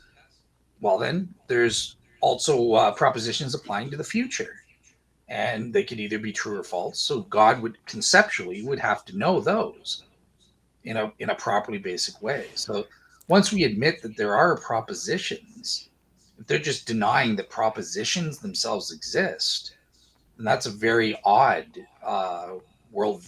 I just Yeah, can't. well, and I don't know if they're denying that propositions exist. I think what they may be doing is they're denying that certain propositions can are knowable, and because of the fact that the future in which those propositions become true doesn't exist, and so therefore the propositions about the future are unknowable. And Okay. whether or not that means they don't exist, I don't know. I don't know how they would answer that. So then here's the problem. If God can't know certain propositions in the conceptual way that we are arguing for, then okay, those propositions can't exist because what grounds them? They're saying, like, obviously God has to ground all these propositions. I don't believe in some platonic world where abstract objects or propositions exist. Everything is grounded in something, in God, that he's the substance that exists, that grounds all propositions, statements, ideas, knowledge. It's all grounded, in this case, in the mind of God. So what would are open theists like Platonists? Do they think certain propositions are just floating around outside of God? Well, I don't think they're Platonists because I think they think that I'm a Platonist, or they think I'm a Neoplatonist. So I don't think they are. That's true. And but I think you could define omniscience this way, that there is a set of propositions that are either true or false, and those propositions are about not only the past and the present, but also about the future. So let me give you an example. Phil will go to the grocery store tomorrow. That is a proposition. And if we accept bivalent logic, then we have to say that proposition is either true or false. Now, the way that I define omniscience is that God knows the truth values of all conceivable propositions. Right. If that's the case, then it is impossible for God to not know the future, because the future, there are propositions that are either true or false in the future.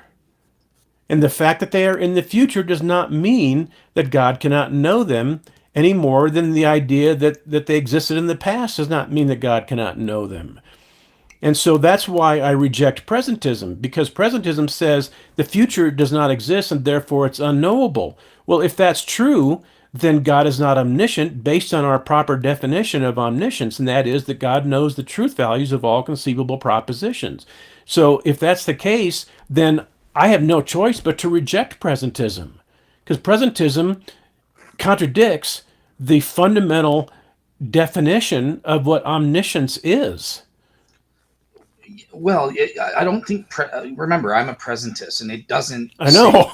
I think God can have conceptual knowledge, even though presentism is true. So that I don't think those are contradictory. But yeah, the open theist. Here's the problem: without begging the question that God has this conceptual. Let's say that there are certain. They admit propositions exist, right? And they're saying there are certain propositions that are not grounded in the God's mind, because He doesn't know them. He can't know these. So then what are those propositions grounded in? They exist. How do you explain their existence? And I think they would fall apart at that point, right? Like it. Yeah, well, but I think presentism falls apart along with it, because presentism says that the future is unknowable because it doesn't exist. No, but it doesn't say that. It just says that the present exists. God exists in the present, and He can conceptually have properly basic beliefs about the truth of all future propositions. That's what I believe. I don't care what the open theists say. I think God has all knowledge of future contingents on a conceptual, properly basic level here in the present, even though the future doesn't exist. So you don't think that presentism has any epistemological entailments. You just think Yeah, it's a metaphysical abstract that has nothing to say about what is knowable and what isn't. when I took my master's in philosophy, like in secular philosophy, I can tell you it has nothing to do with God's epistemic knowability of this or that. It's strictly just what exists. Is it just the present that exists, or there's possibilism, which says the past and the present exist, but not the future, Okay. and there's eternalism. So All that's right, my. but if you're a truth maker maximalist who has a commitment to the grounding objection, then presentism actually does have epistemological entailments. It has to. I don't think so. Otherwise, truth maker maximalism would be false. I don't think so. Here's why. So I answered this in the last show, right? Because I think the truth makers of future tense propositions, all future tense are grounded in God's causal potential, which exists here in the present. And He would know about His own causal potentials if He activated this, that, what all of the entailments of that action would come about. So it's grounded. Future tense propositions are grounded in God's causal potential, which exists here in the present. Okay, but well, that seems to collapse into causal determinism. God knows the future because He's going to cause the future.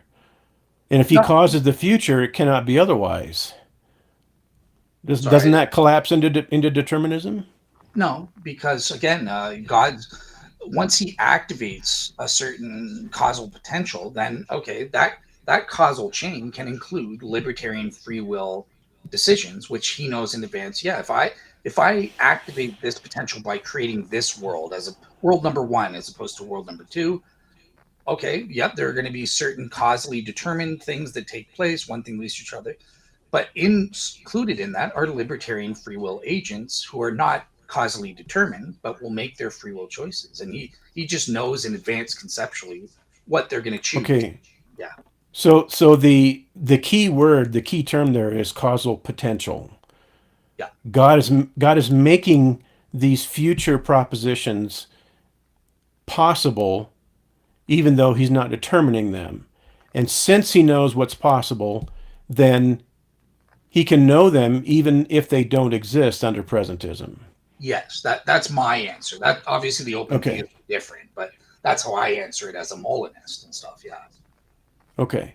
Well, and I agree with that in principle because when you talked about causal, my mind was going to wait. You sound like you were saying the same thing that John Calvin said that that God knows the future because He causes the future because He determines the future, and so God's causality is not the ground of His knowledge, and and therefore we can escape determinism by saying that. So you're saying that even though these things don't exist in the future, God can know them because of the fact that He can potentially cause the possibility that they can exist. Yeah, like he has the Okay. causal potential, right? His power to activate this or this power, and he knows in advance what all the entailments of that will be, including what free will creatures will choose to do based on their circumstances. Okay. All right. Well, I misunderstood. So thanks for clarifying that because when I heard the word causal, certain Uh, certain I alarms will started make it. going off in I my will make head. I will make it clear. John Calvin is absolutely wrong. Calvinism is totally wrong. I am not a Yeah. Calvinist. Yeah. Yeah.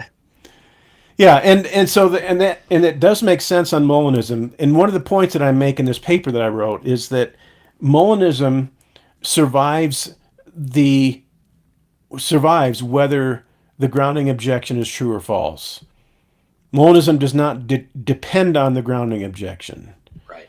and and I don't know whether the open theists recognize that or not, but I do know that the open theist is convinced that classical theism collapses into determinism. Because if God knows the future, then the future is settled. And they use the word settled quite often. At least I've heard them use the word settled quite a bit. Yeah. And and and in my conversations with the open theists that I had last fall, prior to speaking at that church on open theism, we got together for a lunch that was supposed to last an hour and a half, and we started at noon, and we didn't get out of there until 5 o'clock. Oh wow. Yeah. Yeah. It's and and what they were telling me is that if God knows the future, then the future is settled, and therefore the future cannot be otherwise. And this is where I make a huge point in this paper. This is one of the fundamental fallacies of open theism. It's the modal fallacy between conflating what is actual and what is necessary. In other words, that God knows what will happen does not mean that it must happen and that it could not have been otherwise. And I think that just a large trajectory within open theism is this. I don't want to say desperate because I think that has negative connotations that I don't think are true. They have this passionate, let's call it a passionate commitment to non-determinism. And so the reason they retreat from classical theism is they believe that if God knows the future perfectly, then the future is settled and cannot be otherwise. And so they cannot live with the idea that the future is determined and could not be otherwise. And so they reject classical theism and embrace open theism and say, no, that God does not know the future, and that's our escape hatch from determinism. And my reply is that is not the only escape hatch from determinism, because if you cease to make this modal mistake, if you cease to commit this modal fallacy, you will be able to see that you can escape determinism without denying God's foreknowledge, the future. And I think that's one of the fundamental problems with open theism, and that's one of my fundamental arguments against it. I think it is built on the foundation of a modal fallacy. 100% agree with you. And yeah, I think I'll link in my blog for people for this show. I'll link to a William Lane Craig has a Q&A where he describes this modal fallacy in very clear terms. Yeah, but 100% agree with what Phil just said. Yeah, Yeah. well said. And yeah, open theists, it's game over on that front, I would say. So yeah, And sorry. what I saw, I think it was also last year sometime, because Leighton Flowers also spoke at Agape Kingdom Fellowship. I think it's AK, Hmm. yeah, AG, whatever. He Agape. spoke at the same church that I did, Will Duffy's church. He spoke several weeks before I spoke on open theism, and Leighton was there speaking on some kind of aspect of determinism, and everybody was cheering him on. Yeah, the text doesn't say that. The text doesn't talk about determinism. And when I attended that service when Leighton was speaking, and then later that afternoon, he and I came up to my place and we grilled ribeyes and had a great time. And but when he was speaking, after the service was over, I stood up and Tim Barber was in the congregation, and he turned around and looked at me. He says, "You're Phil Bear," and I said, "You're Tim Barber," and and it reminded me of the debate that Tim Barber had with James White on determinism, whether there, and I don't remember what the exact wording of the proposition for the debate was, but James White was arguing for determinism, or what he calls decretalism, because he wants to escape the ugly implications of determinism. So he doesn't use that terminology. He uses the word decretalism, and he thinks that that has rescued him from all the ugly implications of determinism. And so he was arguing for a form of determinism that he calls decretalism, because he says determinism is a philosophical idea, and that he just confines all of his views to scripture, and which is rather silly. But Tim Barber was arguing from an open theist perspective, and James White was arguing from a Calvinist perspective. And what I call that debate was the grand, wonderful exercise in the false dichotomy, because Tim Barber's arguing against determinism on the basis of God being a temporal being, and God changing his mind, and God not knowing the future, and all these things. And James White is arguing for determinism. And and when I'm sitting here listening to this debate, and I'm thinking, yeah, both of you guys are mistaken. I mean, Tim Barber is not mistaken in the sense that he rejects determinism, but he's mistaken in the sense that he thinks that open theism is the only way to escape determinism, and it's not. It is simply a huge false dichotomy. And my friends that I met with for lunch that day, they just could not see it. They couldn't see the fact that classical theism with God's perfect foreknowledge does not entail determinism. And I tried my best to explain all those things, and I don't think that I got anywhere. Now, these guys are not dumb. They are brilliant guys, and they're extremely wise. They're wonderful disciples of Christ. I don't want to take away anything from their intelligence and from their wisdom whatsoever. But I was simply unable to show that this modal fallacy existed in open theism, and that it's fatal to open theism. So Yeah, it's modal logic in general is tough for like people that are new and have, well, you said these guys were knowledgeable in it anyways, but yeah, yeah, I don't I don't go ahead. no, go ahead. I was just gonna say, like, I understood before I ever heard of modal logic or anything, but even I remember as a high school student, I understood this with I couldn't have explained it in terms of modal logical fallacies and technicalities like that, but I did have this basic intuitive awareness of this distinction here. And I always remember thinking like just because you God knows the future, that doesn't mean it's determined, like, oh, like God is, I don't have free will. And I always thought I could never understand why people thought that was a good objection. And it's because I inherently recognized this modal logic fallacy before I ever had the terminology to understand that's what it was. When I Right. saw that, I was like, oh, that's what I was thinking back as a high school student.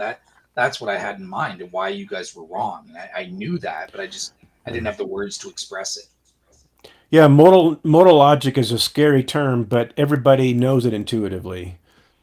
Yeah. I think it's not very complicated actually. It's a little scary because of the terminology, but it's not that complicated. It's distinguishing between what is actual, what's necessary, what's possible, what's not possible, and that kind of thing. And so if you understand the terms necessary and possible and actual and all these things, then you've got a pretty basic grasp of modal logic. And even though you can develop it into something that's far more complicated, the fundamental components of modal logic are pretty simple. Yeah, And it's so basically look, there are different there are different modes in which something can exist. It can exist out of necessity. It can exist contingently. Oh, am I still there? yep, you are. Oh, okay. Just finish. Yeah, or it could be logically impossible for it to exist. So think of it that way. Like what are Yeah. the different modes that things can exist in? That's what modal logic is. Well, I would say that that's modal ontology. I would say that's not modal logic because modal logic is not about existence. Modal logic is about bivalence. It's about the truth values of propositions. So a Right. proposition can be necessarily true, or it can be possibly true, or it can be actually true, and all those kinds of things. So I focus really more on the propositional aspects of modal logic more than the ontological aspects. But I'm sure that you can You're expand correct. this into a whole lot of different disciplines and a whole lot of different areas. So I don't want to diminish what you're saying. I've always thought of it as primarily related to propositions and not necessarily ontology. So No, you're right. You are right. Yeah, but I, that's the way I meant it, I guess. So yeah. but Dale, guess what? What? I could be wrong. I don't think you are wrong in this case, I, but yeah. well, I, Oh, go ahead. I was thinking about when before we did this broadcast, I was thinking that I needed to make sure that in my opening comments that I include the declaration that Phil Bear could be wrong.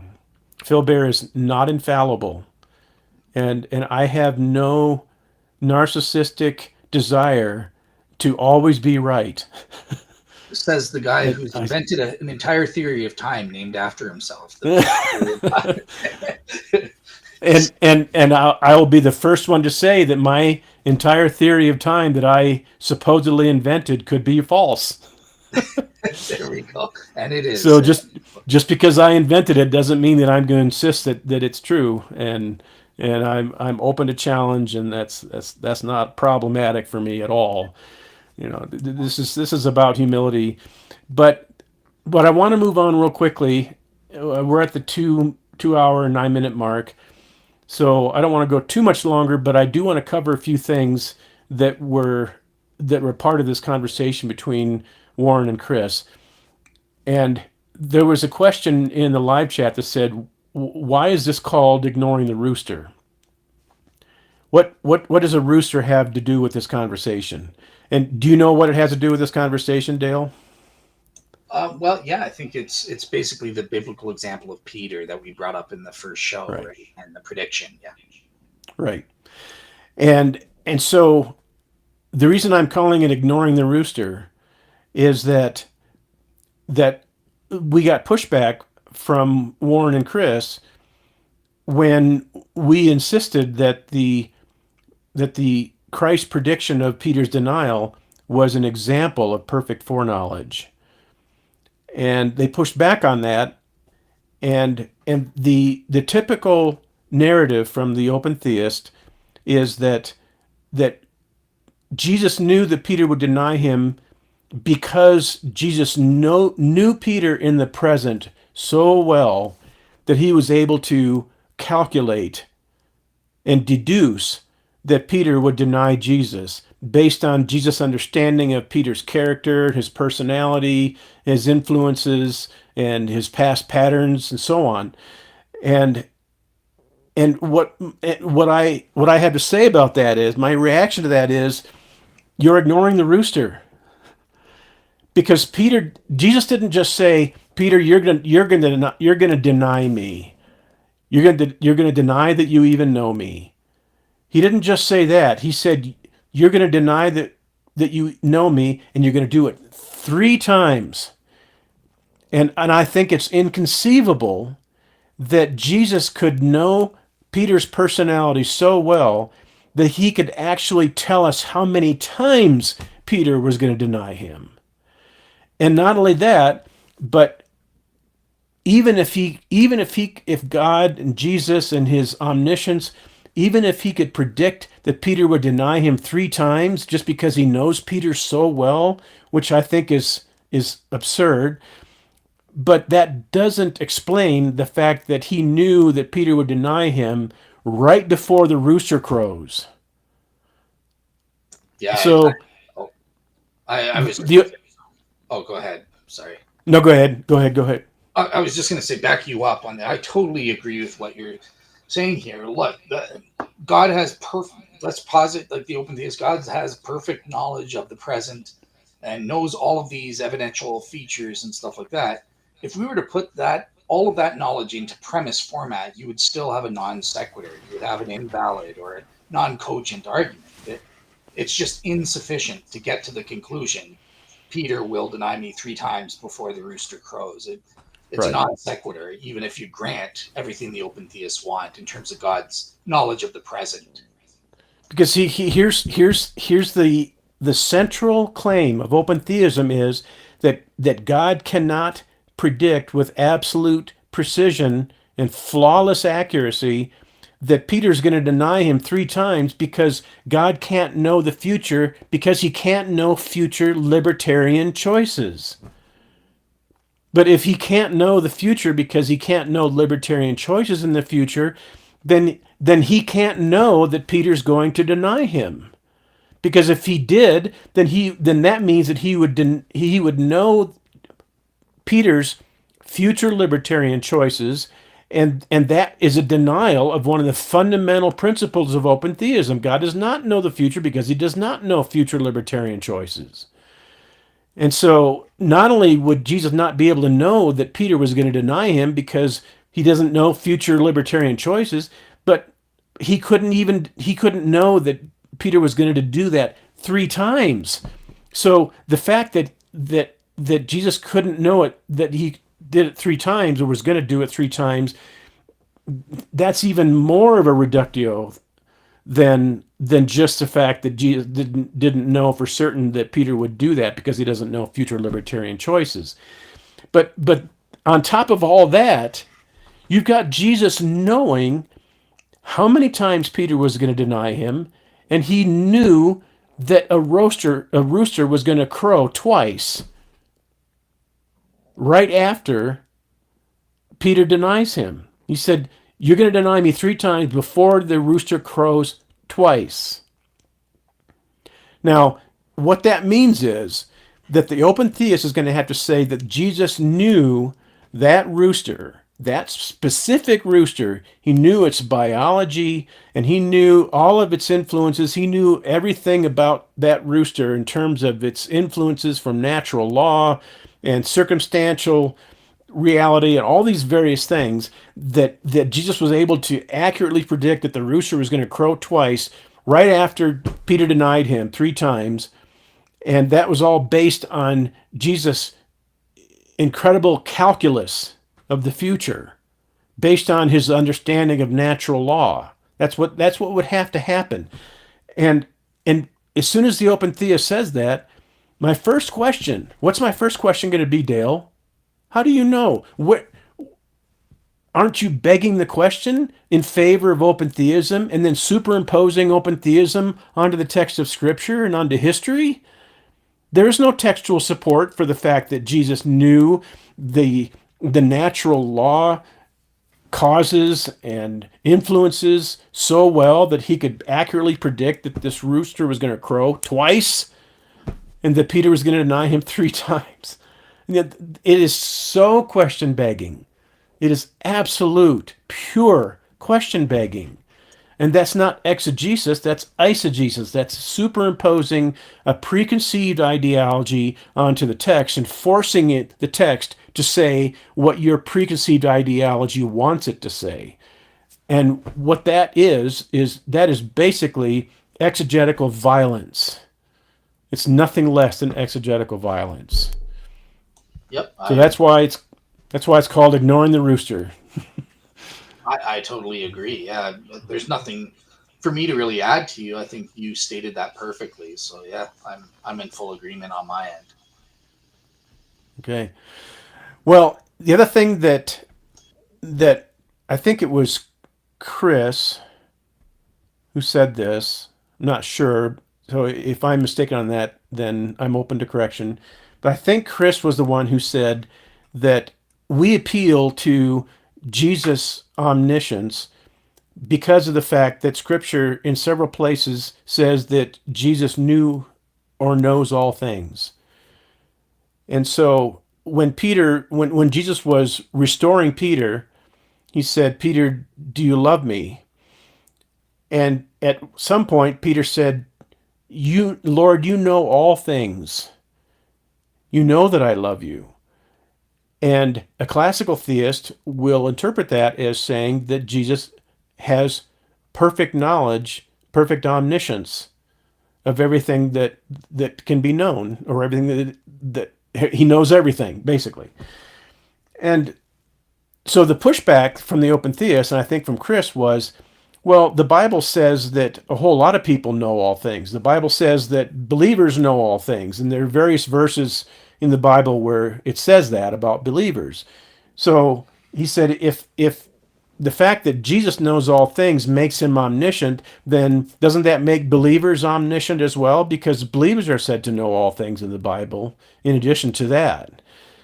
And my pushback there is that Jesus has two natures. He has, and they also brought up the fact that there's some things that Jesus did not know. So they're combining the fact that some human beings are said to know all things with the fact that Jesus does not know certain things. He doesn't know the day and the hour of his coming. That only the Father knows that. And so Chris and most open theists are going to say, see, Jesus, the second person of the Trinity, is not omniscient because there are certain things that he didn't know. And so my explanation of that is that we appeal to what's called the hypostatic union. Is that the right term, Dale?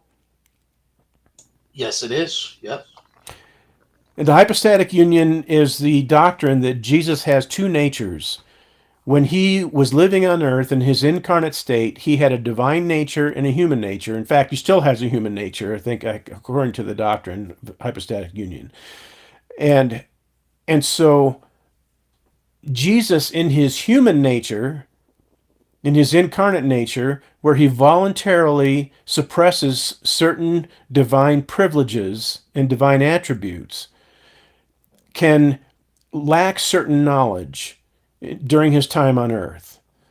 And so the fact that he has a human nature explains the fact that he does not know certain things during his incarnation. But he also predicts various outcomes before they happen, and he predicts them with absolute precision, and we can explain that by the fact that he has a divine nature and that he didn't lose his divine nature during the incarnation. He simply suppressed it occasionally in order to do the Father's will, in order to fulfill divine purposes. And so this false equivalence exists between certain people being said to know all things and Jesus being said to know all things, and that's a huge mistake to simply say that because people are said to know all things and they're not obviously not omniscient, that therefore when it says that Jesus knows all things, then we can also assume that he's not omniscient because for the same reason. And I think that completely ignores the distinction between or between Jesus' human nature and between his divine nature. And I think it ignores the whole hypostatic union doctrine. And unless they want to reject the doctrine of the hypostatic union, then I think they need to abandon that whole line of reasoning. What Yeah, say you? I think, yeah, so I agree. So look, in the first place, I would say this is a place where Jesus changed, a lateral change, right? So there are different modes of omniscience. As Phil said, sometimes he will suppress certain features. So Jesus, when he became incarnate, went from being consciously omniscient to subconsciously omniscient, I would say. So that's why he's not consciously knowing, but he still retains the knowledge of that true proposition and is therefore omniscient. It's just in his subconscious mind. Same way, Jesus had with omnipotence. He had active omnipotence, and while he was during his time of humiliation, you could say he had passive omnipotence or something like that. That's not the word I wanted to use, but it's not active omnipotence or something. But there is this thing in philosophy called the iterativeness principle, which says, look, if you have the power to acquire the power to do something, it's exactly the same as you having the power to do something. And that's what I think applies to Jesus's subconscious omniscience. He had the power to become consciously omniscient again. He freely chose to keep that knowledge subconscious. The only thing I'll add to what Phil said is we have to remember, though, I don't think it's just a matter of the incarnation as the explanation here, because the Holy Spirit never became incarnate. And supposedly it's only God the Father that has the knowledge of when the end will come. So even though the Holy Spirit's not incarnate, it also has subconscious knowledge in terms of when the end will come. So yeah, that's my answer there is pretty much in line with you, Phil. Yeah, right. Exactly. Fully agree. And that point about the Holy Spirit is spot on. That's it's possible for God to suppress awareness, and then for it to be accurate to say that God does not know some things, but we have to be careful to explain what that really means. It doesn't mean that he doesn't know it intuitively, that it is somehow absent from his knowledge. It means that it's possible for God to suppress knowledge, and it's possible for members of the Trinity to suppress knowledge as in a voluntarily sense, so that they can do the will of the Father voluntarily and they can submit to the Father. And so, The way the way yeah, I that's the way I'd phrase that, just to keep it straight, is it uh, he always has knowledge. He retains his knowledge, but he's just not consciously aware of his knowledge of certain propositions and or voluntarily. voluntarily. Yeah, exactly. And but I want to get back to the memory point because I just remembered something else that they said, that Warren and Chris said. They said that God knows the past because he remembers the past because of his memory, and we know that God has memory because there are various places in the Bible where sorry, God says, "Let's reason together."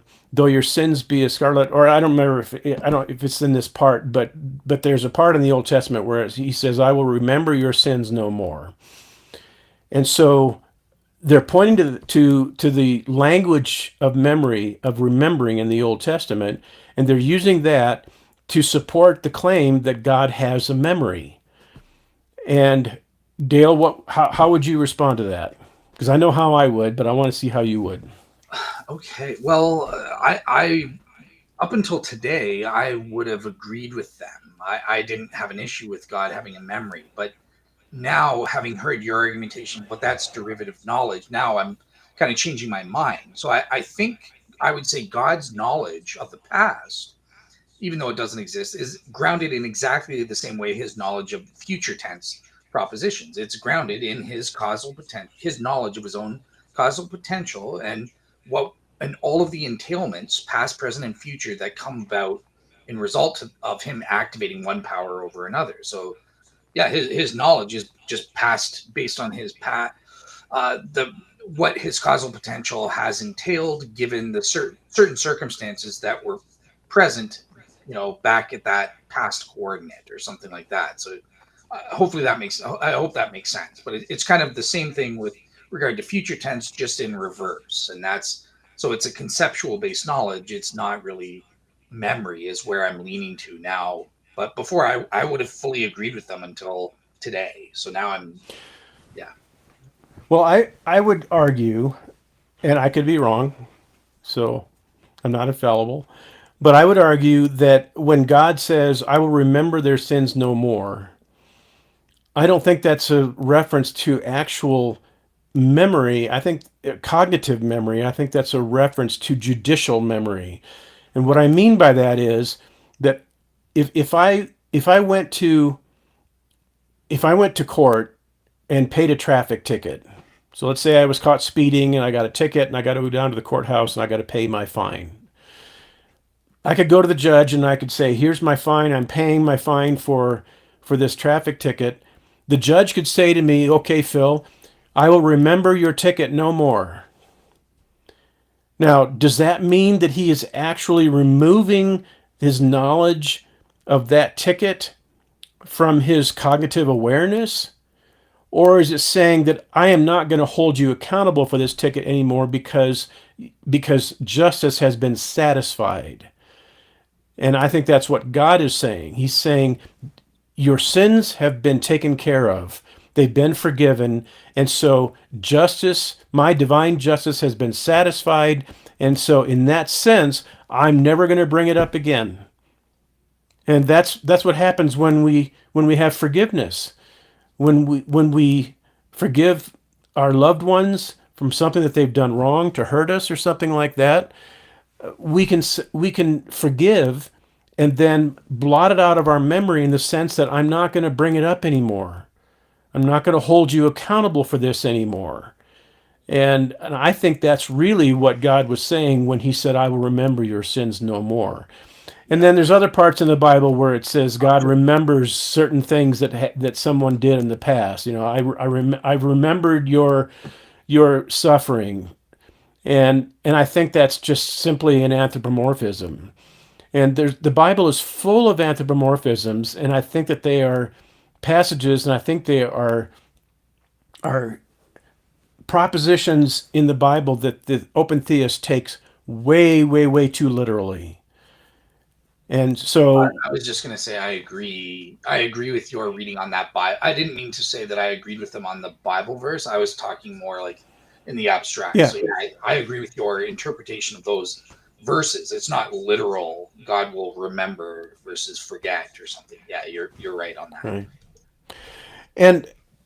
And one of the things that I was talking about with my open theist friends was that they told me, well, God searches the heart.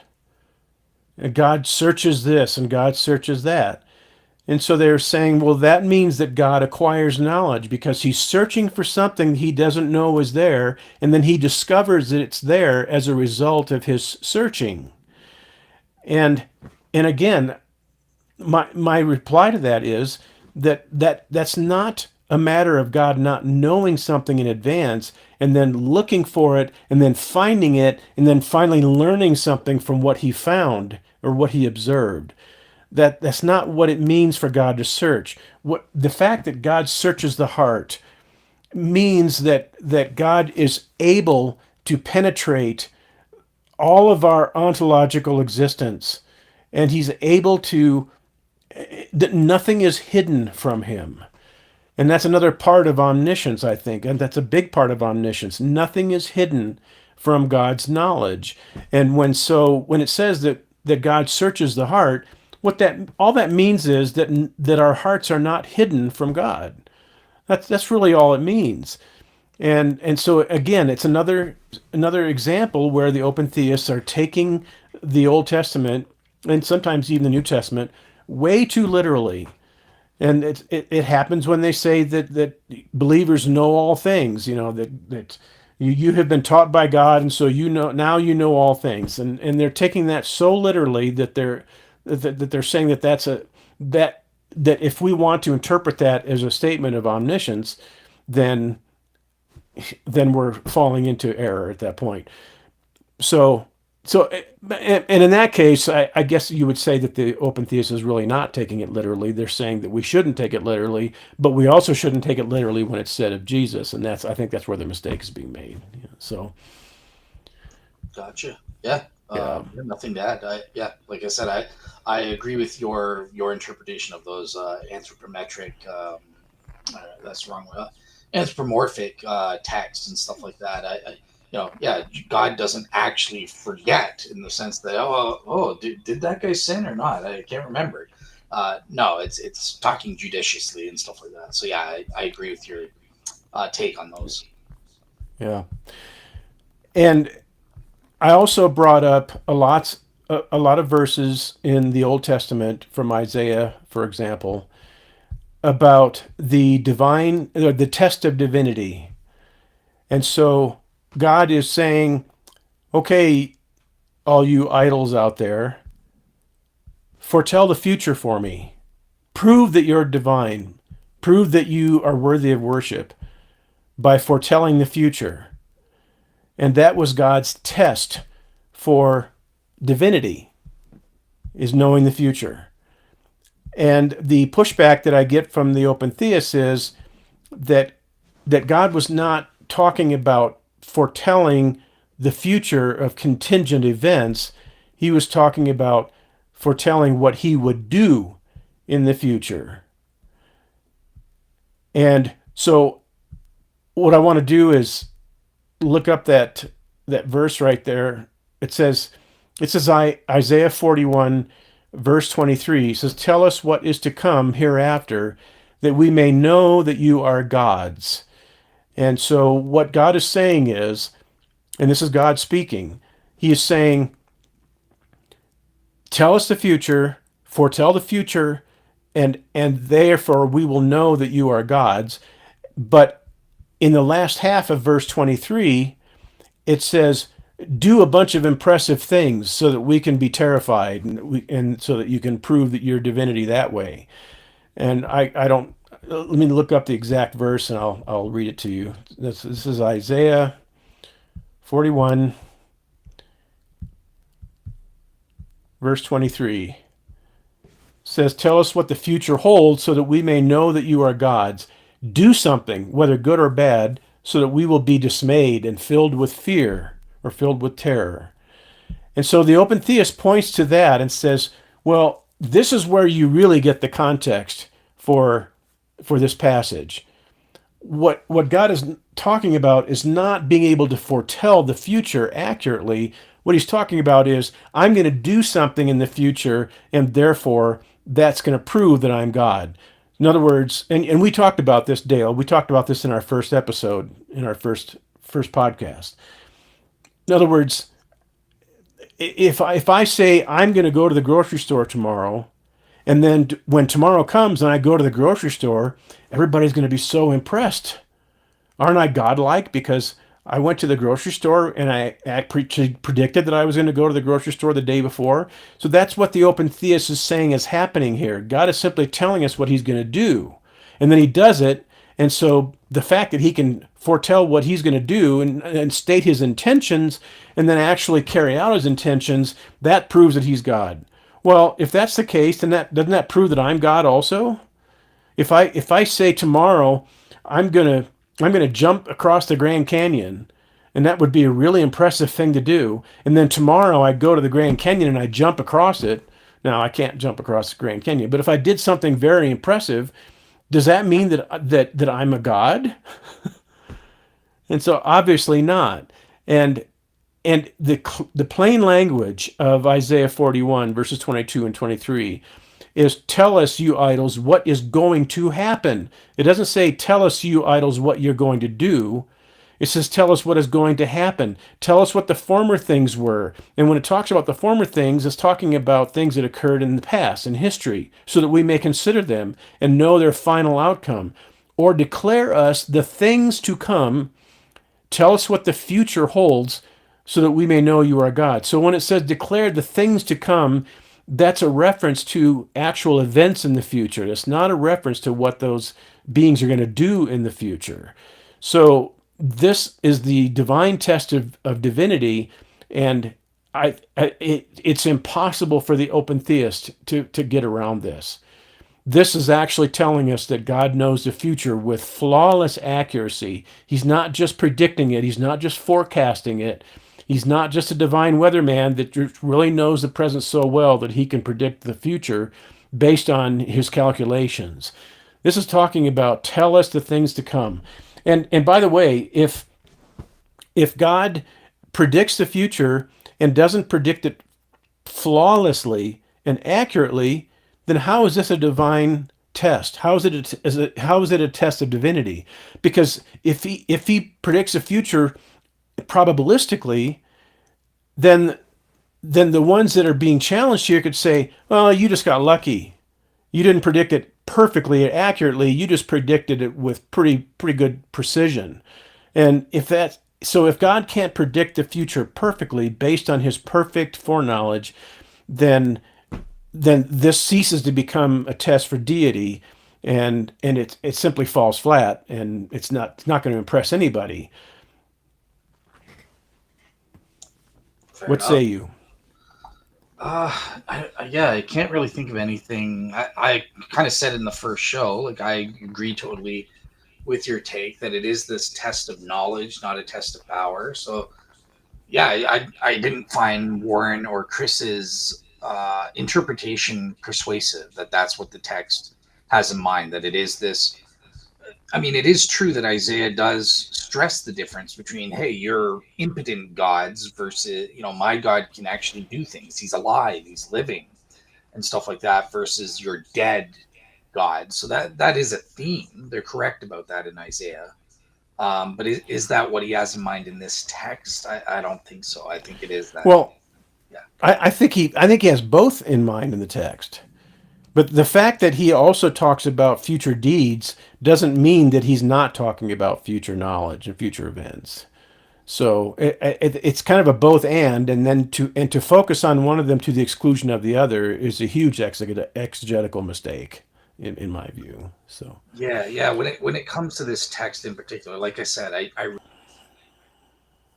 really it really seems clear that the test is just about the, right. hey, my God's not I'm not something like that. You can actually do stuff.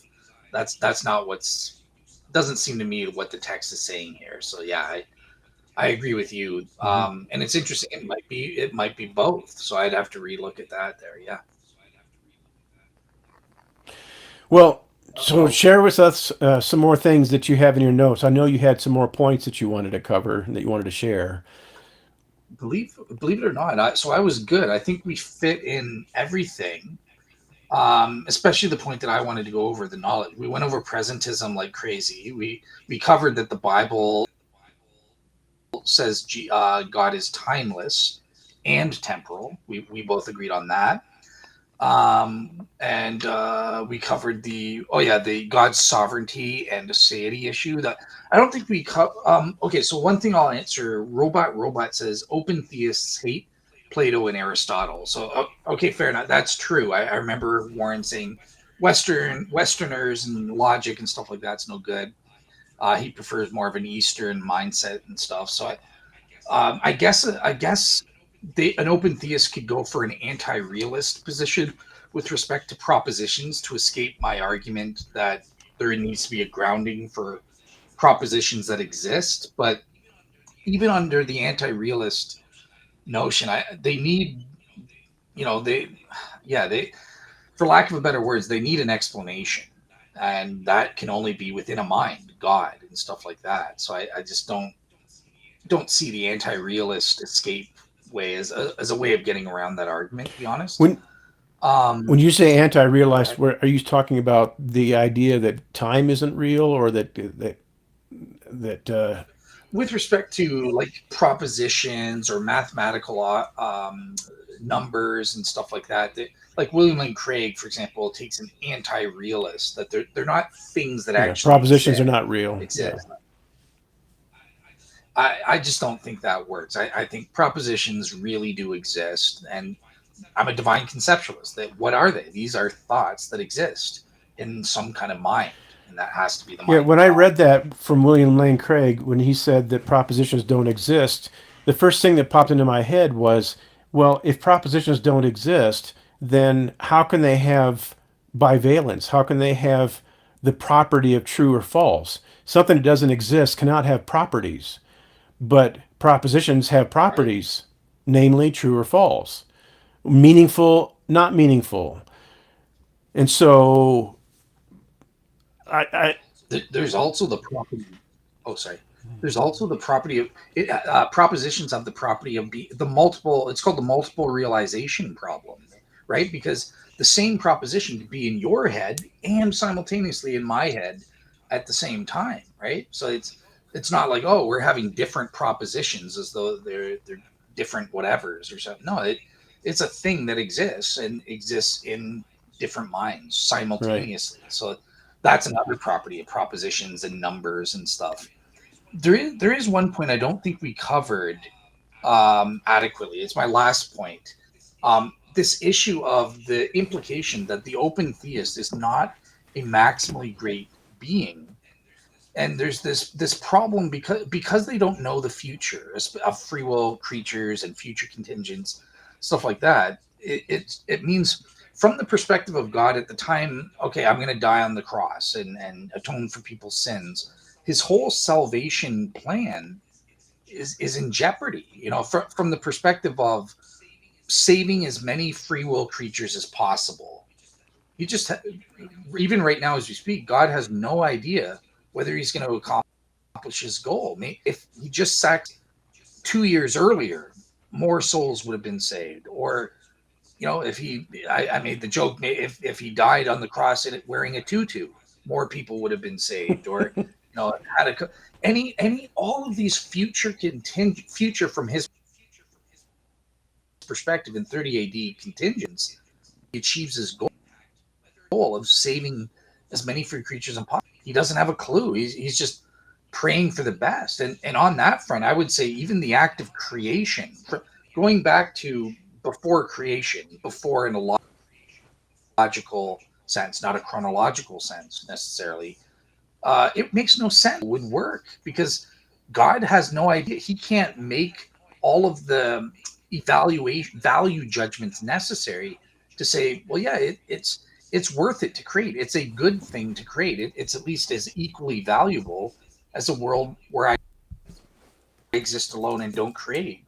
For all, if I exist to create this world with all with evil and suffering that I can predict will happen, maybe it'll be a worse world than if I just don't create. Like he lacks the knowledge necessary to justify his acts of creation. He doesn't know whether he can accomplish his salvation plan.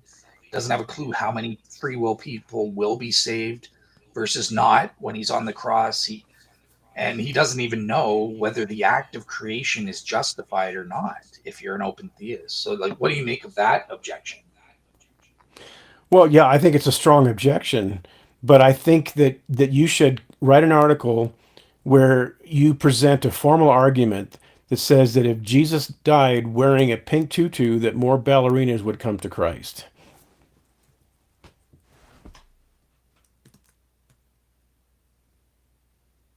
Are you there? Hello? Hello? Hello, are you there? Can you hear me? Yep. Can you hear me? Yeah. Did you freeze up again? I think I was hearing you, but I don't think you were hearing me. So I was just saying, yeah, the pink tutu defeater for open theism. I will get straight on that. You have to post it up on the free thinking blog for me. So Okay. Well, if you write it, I'll ask the guys to publish it. oh, are The you serious or yeah? Okay, all right, yeah, I'll get the the, work right. the pink tutu argument against open theism. I Yeah. okay, I will actually do this. Yeah, that'll be great. And so, okay, well, yeah, I think your point is valid, and I don't see any problem with that. The and I wanted to share something from my paper real quickly because this has to do with another fundamental category mistake in open theism. We may have touched on this a little bit already, but I want to kind of expand on it, and I want to make it a little bit more clear and give it a little more traction. In the in the paper, let me just quote from the paper real quickly. It says this treatment of classical theism is a profound fallacy. In other words, it's a fallacy that God does not think. Open theists under what they think is a crushing blow, or thunder what they think is a crushing blow to classical theism. God does not think. His mind is frozen. He's not relational, responsive, or dynamic. He's not a person. He's a statue. All because he doesn't think. There can be no process or procedure in God's mind. He doesn't work things out. He doesn't communicate, since that would require a time-situated relational process. Under classical theism, God is not a time oriented being. He's just a static wax figure no human being can relate to. And then I said, this treatment of classical theism is a profound fallacy.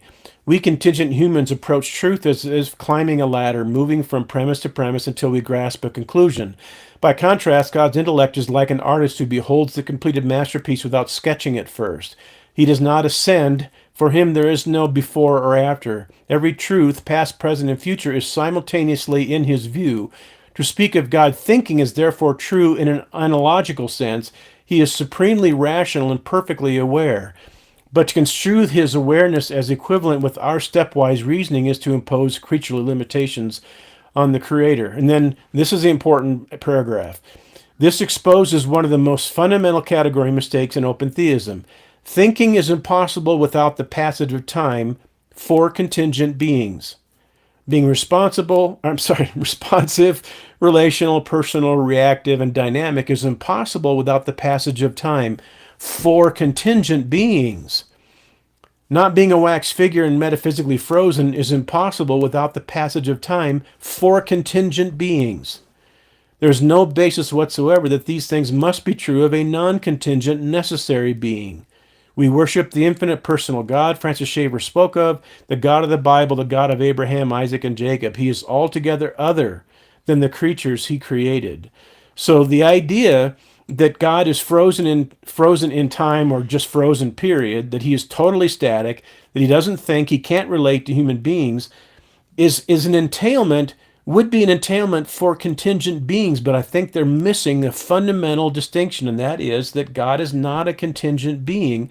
And so therefore their conclusion that God must be static and frozen simply because his nature doesn't change is completely incoherent, because we don't know that's true of a non-contingent necessary being. He's the infinite personal God. And so you can't expect things that are true for human beings, contingent beings, to be true of God. And so all those entailments of classical theism, they completely break down, they completely fall apart. Yeah, I think I totally. So I understand what they're saying in terms of a timeless God being a statue. I think they're correct to an extent, but you're absolutely correct to say that it is a straw man to literally think of him as a statue, because obviously I believe God was timeless without creation. So I'm the same as you on this front, and no one, I mean, neither myself nor Dr. William Lane Craig would want to think that, oh, he's literally a statue, he can't relate. Look, for as a timeless being, he had eternal loving relationships between uh, each of the three members of the Trinity, totally without creation and stuff like that. And these were real relationships. Now, they weren't dynamic, obviously, because he's timeless. So they were static in that sense. But that doesn't mean they're any less valuable or any less, good compared. Sorry, I'm getting distracted. Any less valuable or any less meaningful than what we have with dynamic relations through time and stuff like that. It's exactly the same. They're equally valuable, in my opinion. Yeah, these personal relationships, whether you're timeless or temporal, and in that sense, I agree with you that it is a straw man to say he's just statue kind of thing, that we can't engage in any personal relationships. No, his mode of eternality has no bearing on that. So I agree with you on that. Right. Hudson TD says, could an earthly father not say to his adult child that you, my child, will deny me 3 times in front of your friends before the rooster crows twice? I could say that the earthly father could say that to his adult child, but would he be able to say it with confidence? Can he say it and be absolutely correct? Can he predict it with flawless accuracy? And I would say no, he can't. So the question is, can the earthly father say this to a child? And I don't think that's the right question. I think the question is, can an earthly father know that about what his adult child will do with absolute precision? And my answer would be no. No, the father couldn't do that. So, Yeah. and then he says it's not an absolute claim about what Peter will do. It was a present tense acknowledgement or acknowledgement of Peter faith at that present moment as weak. It was a test for Peter not to deny him 3 times. Okay, I'm not sure. I think I understand what he's saying. That it was not an absolute claim. It was not an absolute prediction. It was a present tense acknowledgement for Peter that at the present moment he is weak, and so it's a test for Peter not to deny him 3 times. In other words, it's saying Jesus is saying, Peter, hey, don't deny me 3 times. I'm going to give you a test, and if you deny me 3 times, you're going to fail the test. If you don't deny me 3 times, then you pass the test. That's way too specific for a test. Like I can imagine a test like, oh, you will deny me. Are you going to deny me or are you going to stay faithful? But you're going to deny me three Okay, times before the rooster crows twice. That's not a test. That's you know what I mean. But and yeah, go ahead, Phil. that's the reason for the title of this podcast, ignoring the rooster. Was it a test for the rooster also? Was it a test that the rooster was going to crow twice at the same proximate time that Peter was going to deny him? See the whole argument, the whole idea that it was just a test for Peter falls completely apart when you consider the rooster. So my response to that would be, don't ignore the rooster. Let's stop ignoring the rooster because that was not a test for Rooster. This was not a libertarian choice on the part of the Rooster. And to think that Jesus was able to predict what the Rooster would do with such precision based on his current knowledge of the biological Rooster is unbelievably question begging. So I think that the best answer that I can give to Hudson's question is that I think the idea that it was a test for Peter ignores the rooster. Fair enough. Yeah. So Yeah. you got your ignoring rooster argument, and I got my pink tutu atonement argument. So I think we got to take it on the road, buddy. there we go. We The we comedy need duo of the century. we need to sell tickets. Well, I'm sure that there are lots of points that they made that Warren and Chris made in that video, and I texted Warren and asked him if he would be able to come on the show today, and he said that it wasn't feasible for him this weekend. But I do want to have Warren on, and I do want to have this conversation with Warren because it would be much more personal that way. And I have so much affection and respect for Warren that I think it would be more productive for us to have this conversation in a way that wouldn't be possible when we just simply do these responses to these videos and we don't involve the other people. So I would like to involve Warren, and he said he would be interested in coming on and having this conversation in real time together directly. And Yeah, yeah, I I'd would love like I would like to do that at some point, and it's right now it's just a matter of scheduling, I think. And so what I'll do is I'll text Warren and ask him if he can do that, or when he can do that, because he's already said that he would like to. And so and it would be an extremely productive conversation because Warren is such a good guy and he's so genuine. There isn't I don't know that I could say there isn't an arrogant bone in his body because he's admitted that sometimes he's been a little snarky with some people, but I think we all have. I have to admit that there are times when I've let my guard down and wasn't as charitable as I could be, and so I repent of that. I don't think that's pleasing to God. And if Warren has ever done that, like he's suggested that he might have, then I forgive him. But his overall demeanor is consistently charitable and respectful, and I don't see him as being some kind of a arrogant debater. And I do know of people who are like that. I Yeah, do know of people who are so arrogant, and I know of people that for them it is all about winning. That's all they care about, and I think that's unfortunate. And so it's a lesson for me, Phil. Be humble. Don't be arrogant. Don't think that you always have to be right. Just be committed to always being truthful. And so I think that's going to help a lot. And I've grown quite a bit in the last decades in that regard. And that's why I can say with confidence that I could be wrong about these things, and I can't repeat that often enough. So awesome. Yeah, I totally concur. Obviously, I don't have as much experience with Warren. I've been on one or two shows with him, but perfect. I've seen shows with him and stuff like that, and yeah, he's got a genuine good faith spirit, which is is what that I is that look. your phone? It's my phone. Sorry about that. Yeah. Okay. All right. Um, but yeah, and that's what I look for. You know what I mean? Like, I don't even think there's a problem with having a little bit of fun or snarkiness as long as it's in good humor, occasionally and done from time to time. So I appreciate that. And in terms of his show, I didn't even see any snarkiness or anything like that. It was all done in good faith. So yeah, I mean, I if he wants me involved in that show as well, I would love to be able to speak with him and discuss his ideas on open theism and stuff like that. So yeah, Yeah. and even if it's just you and him, I'll be in the audience for sure watching it.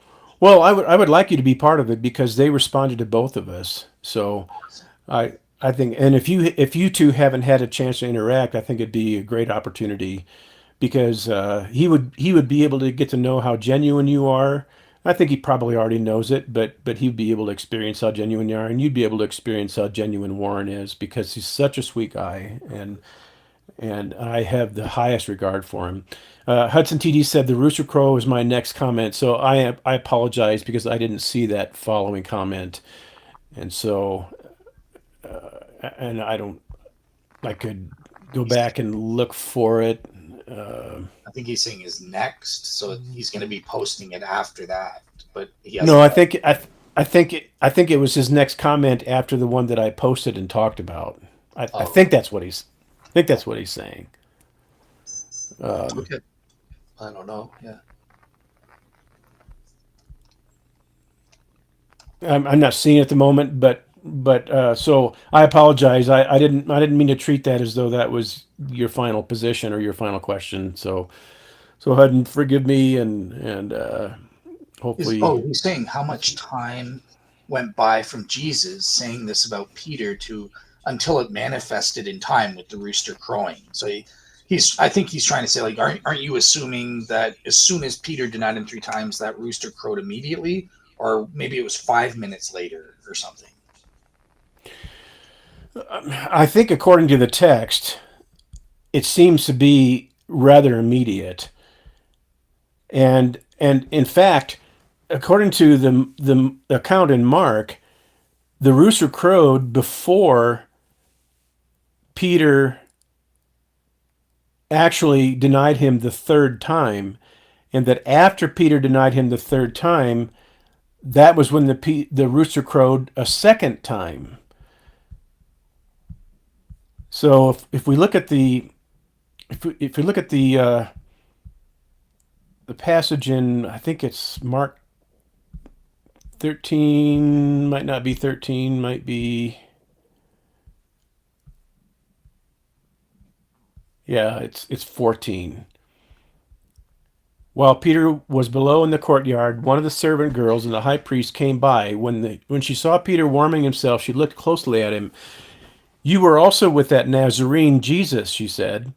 But he denied it. I don't know or understand what you're talking about," he said, and went out into the entryway.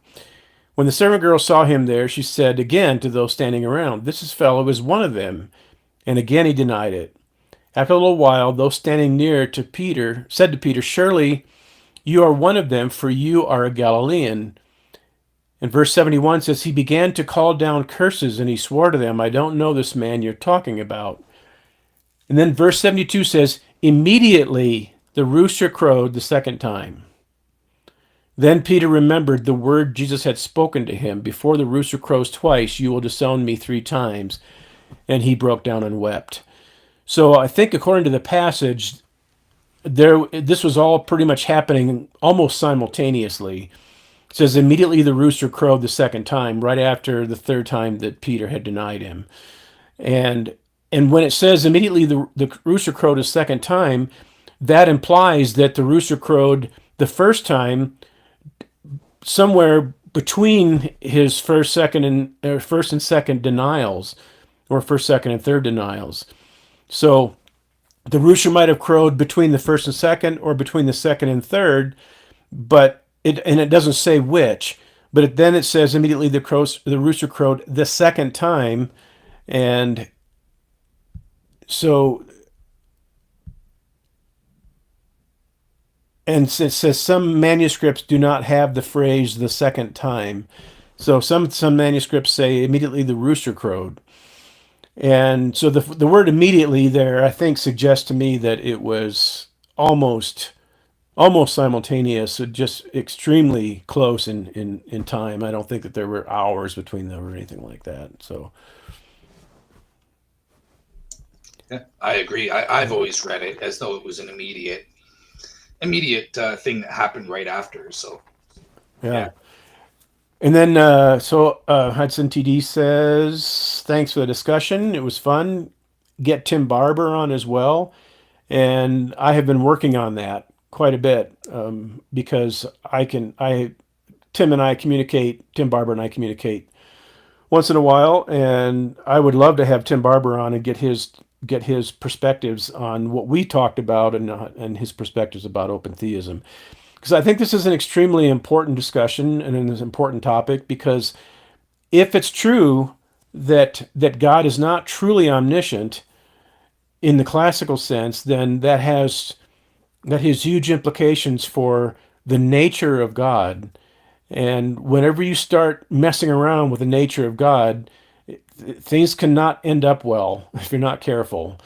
And it can have tremendous implications for our discipleship and even for our eternal salvation, I think. So, and Chris says the roosters tune 1, 2, 3, 3 crows and one cockadoodle doo. That's the best argument I've heard of this entire show. Yeah, Yeah, he wins. exactly. The philosophical precision here is astounding. So, Good all job. right, we've been going 3 hours, and so I will try to follow up with Warren, and hopefully we can schedule another time where we can have this conversation directly with each other in real time. I think that will be beneficial.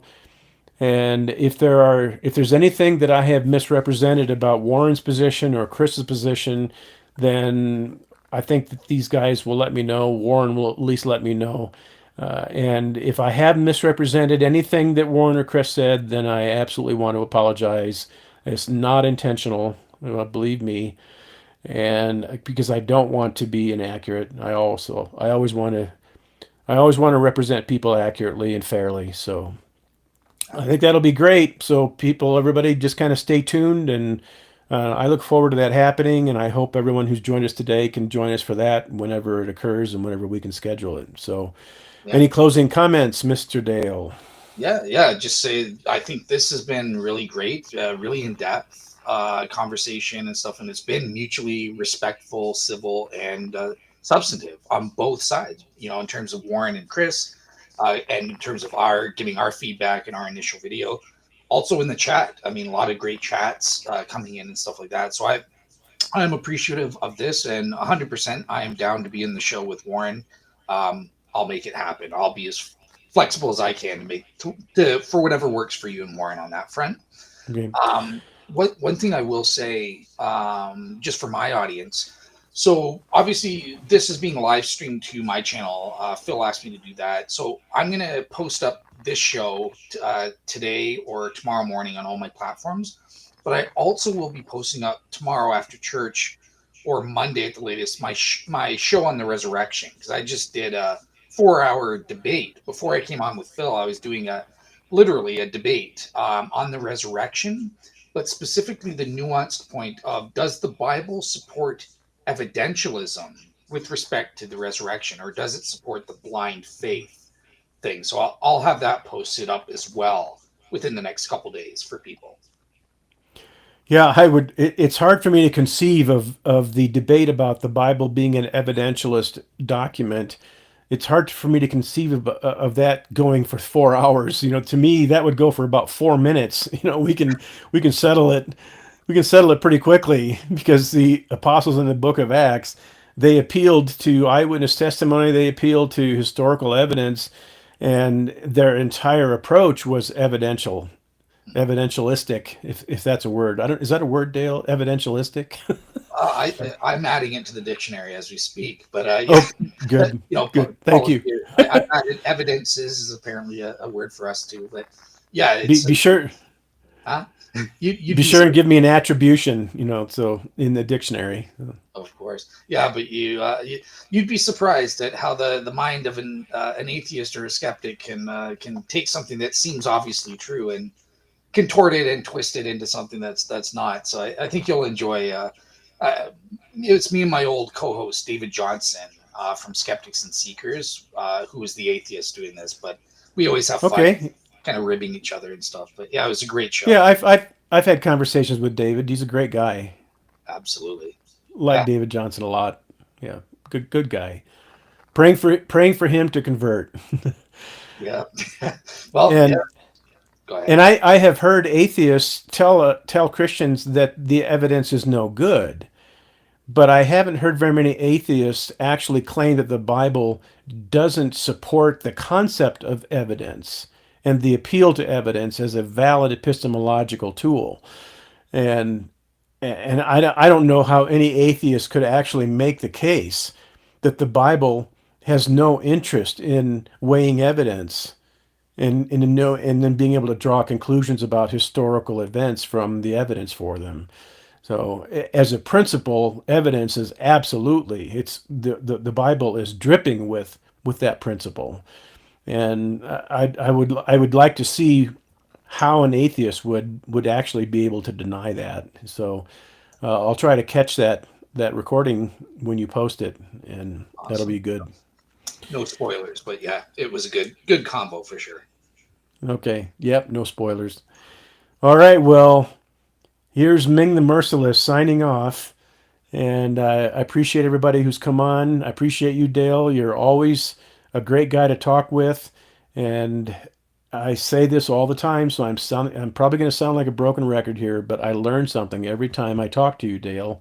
And I appreciate that, and I value our friendship because of that. So you make such a great contribution to all these dialogues.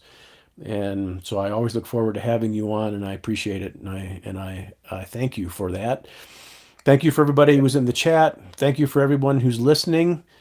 And I'll sign off with Paul Clark's sign off. He has a sign off that says, "Sharpen your axe," because we have a battle to fight. And so everybody sharpen your axe and be well, and we will talk to you next time.